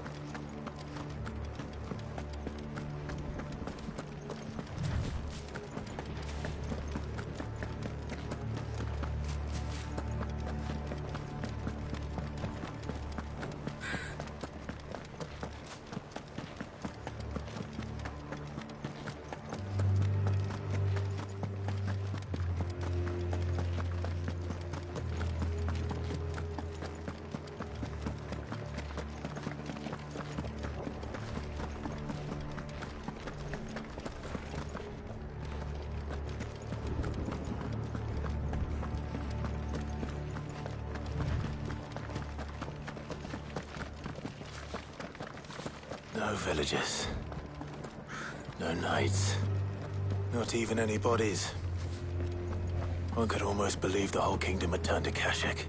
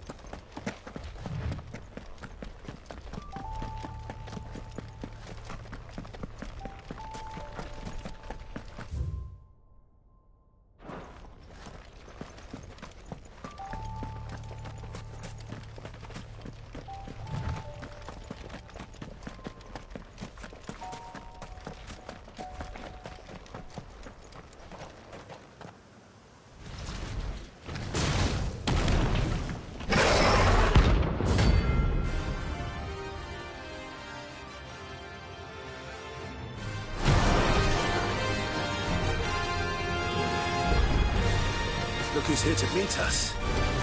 Pity they don't seem fond of visitors.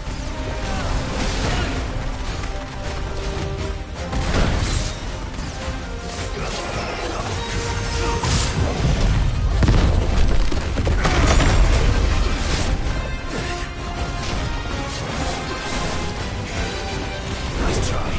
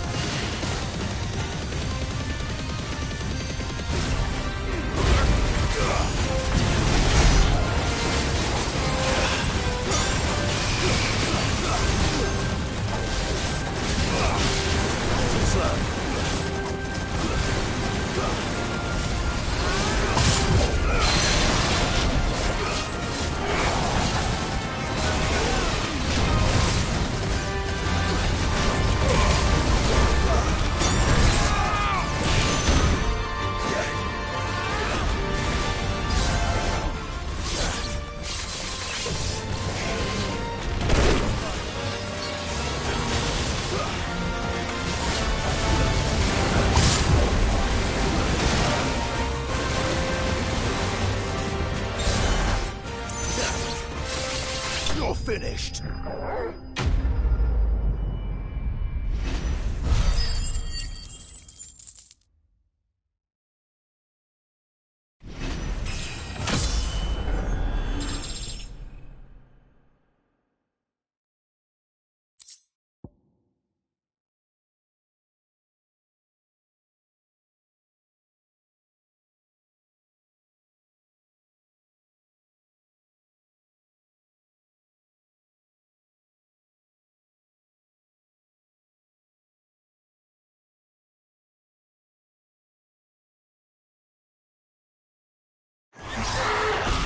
I've had warmer welcomes.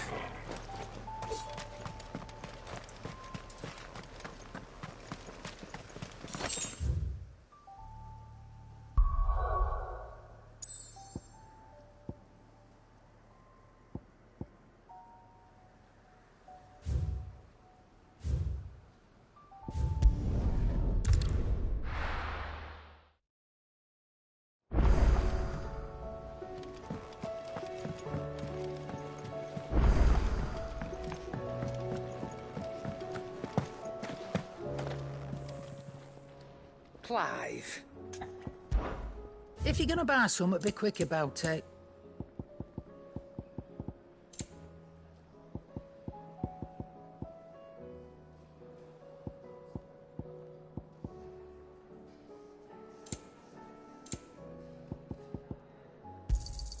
You'll not find a better price than that. Come again. Or don't. I'm not much bothered either way. So what do I owe the honour? Not saying Fornian, do you? Should last you a good while.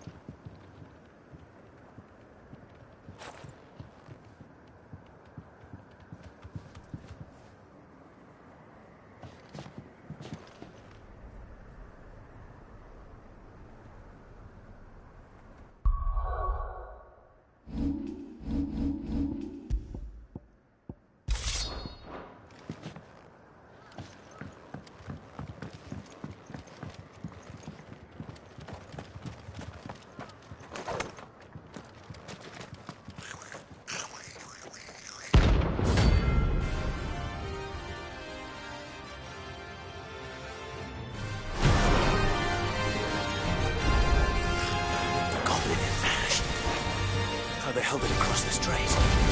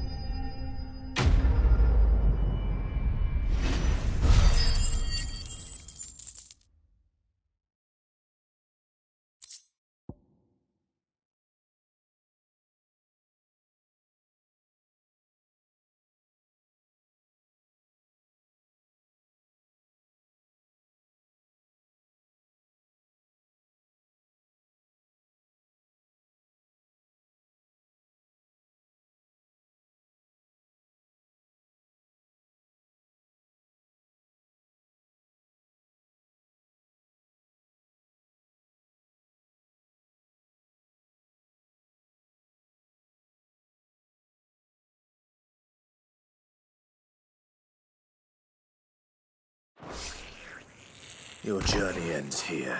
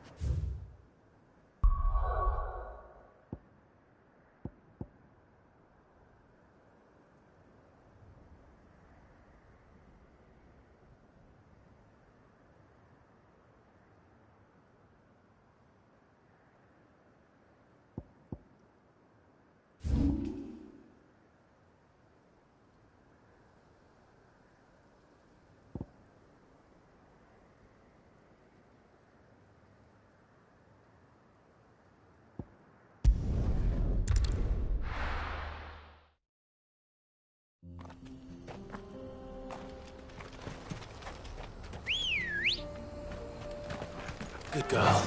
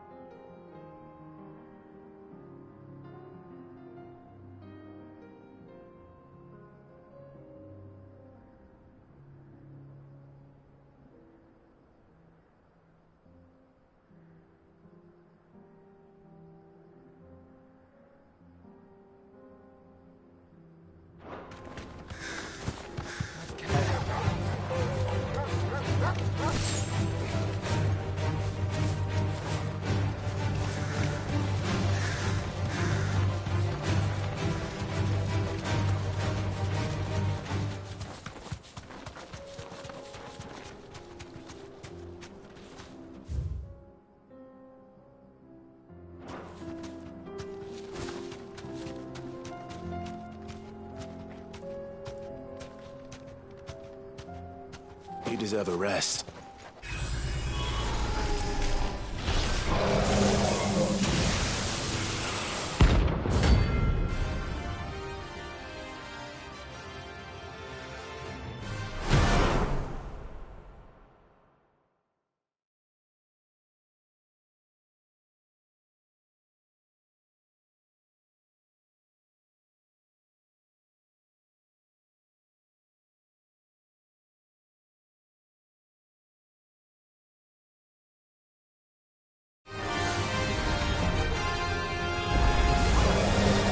Friends, Ultima. If it's me you want, I'm right here.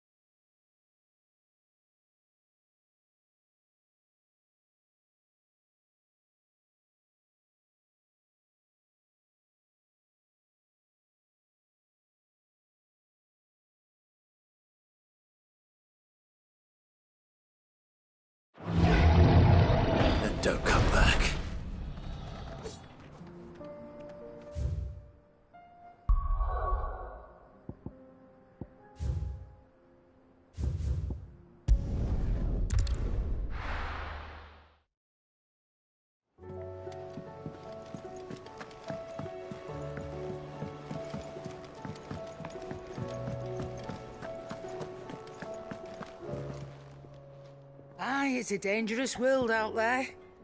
Best stock up while you can.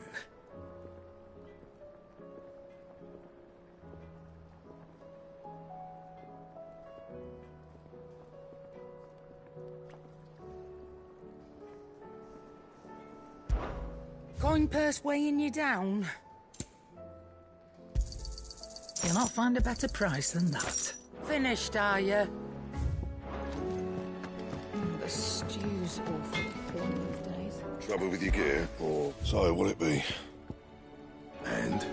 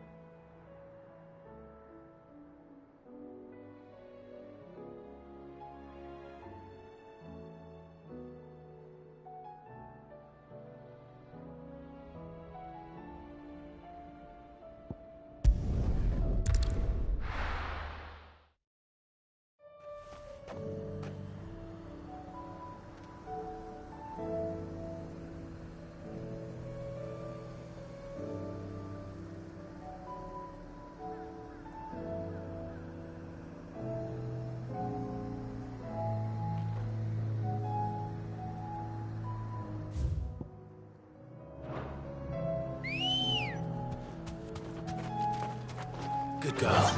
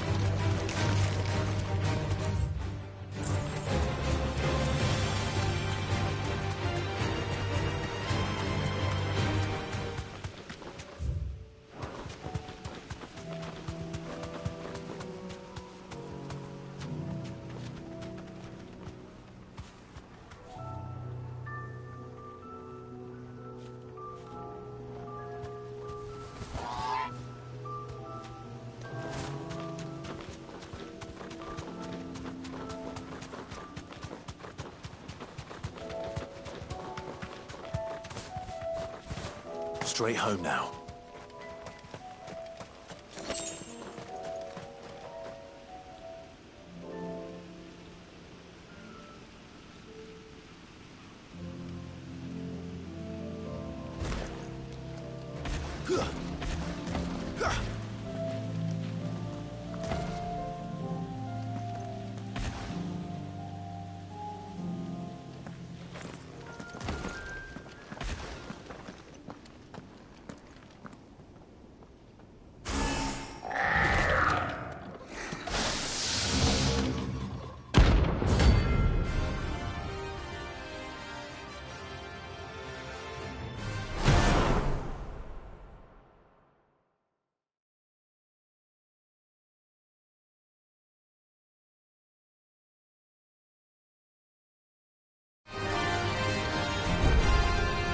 Looks like we're working something up.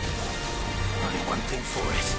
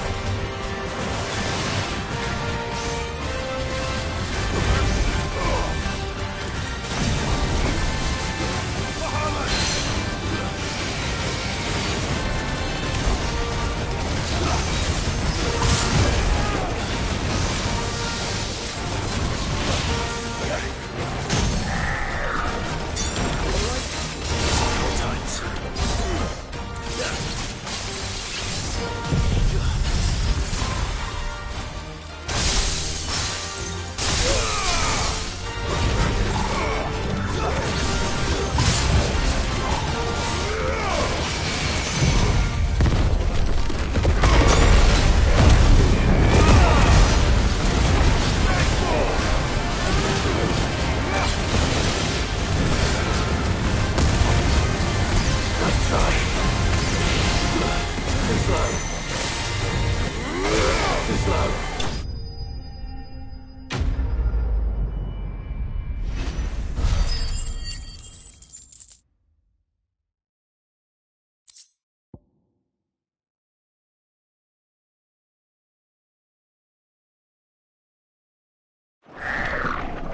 Sweet dreams.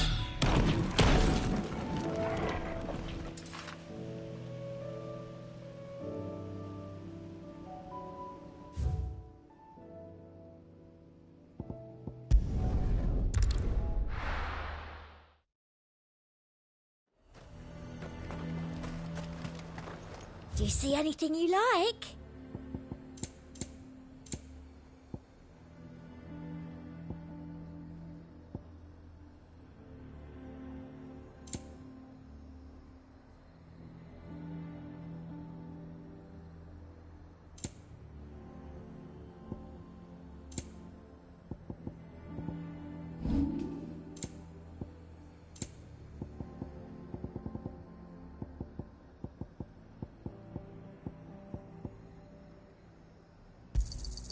That's the best I can do. I doubt you'll get more than that in the capital. Thank you. I doubt you'll get more than that in the capital. Come back again.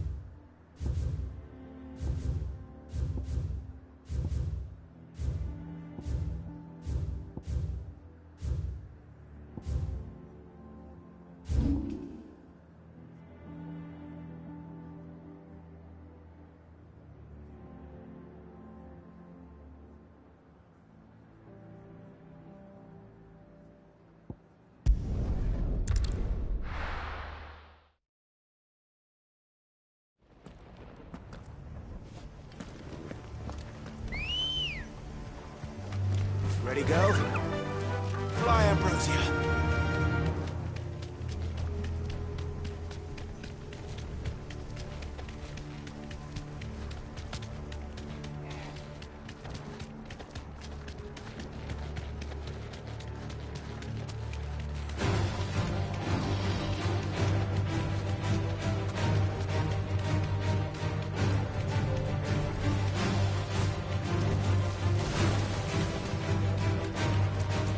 What do you suppose that is? It's not on Vivian's map. Probably for a good reason. Right. Just down here.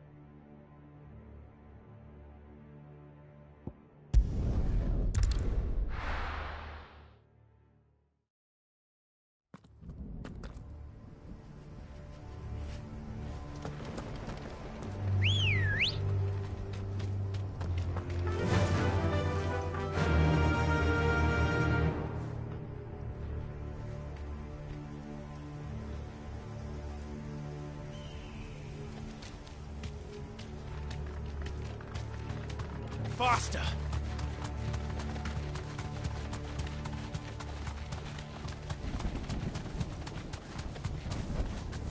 Thanks, Gal.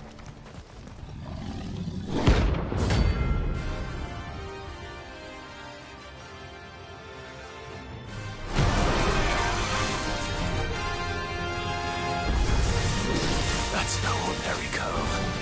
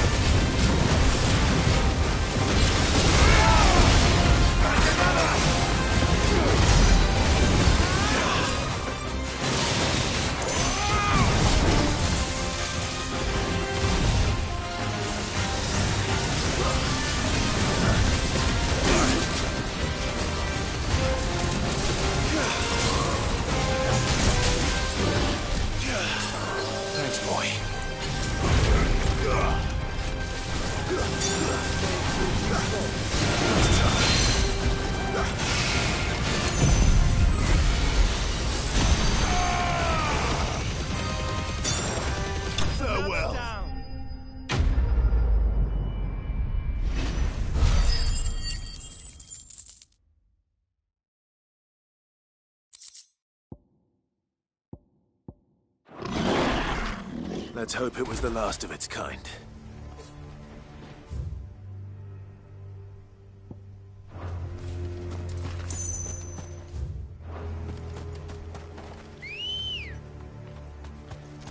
Come on. Run like the wind.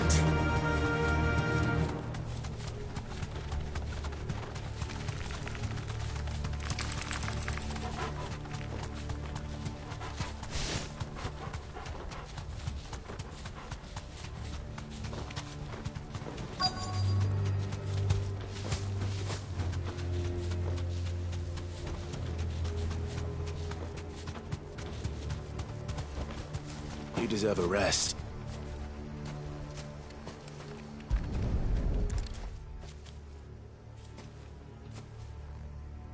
You'll be able to see all the way to Stone here.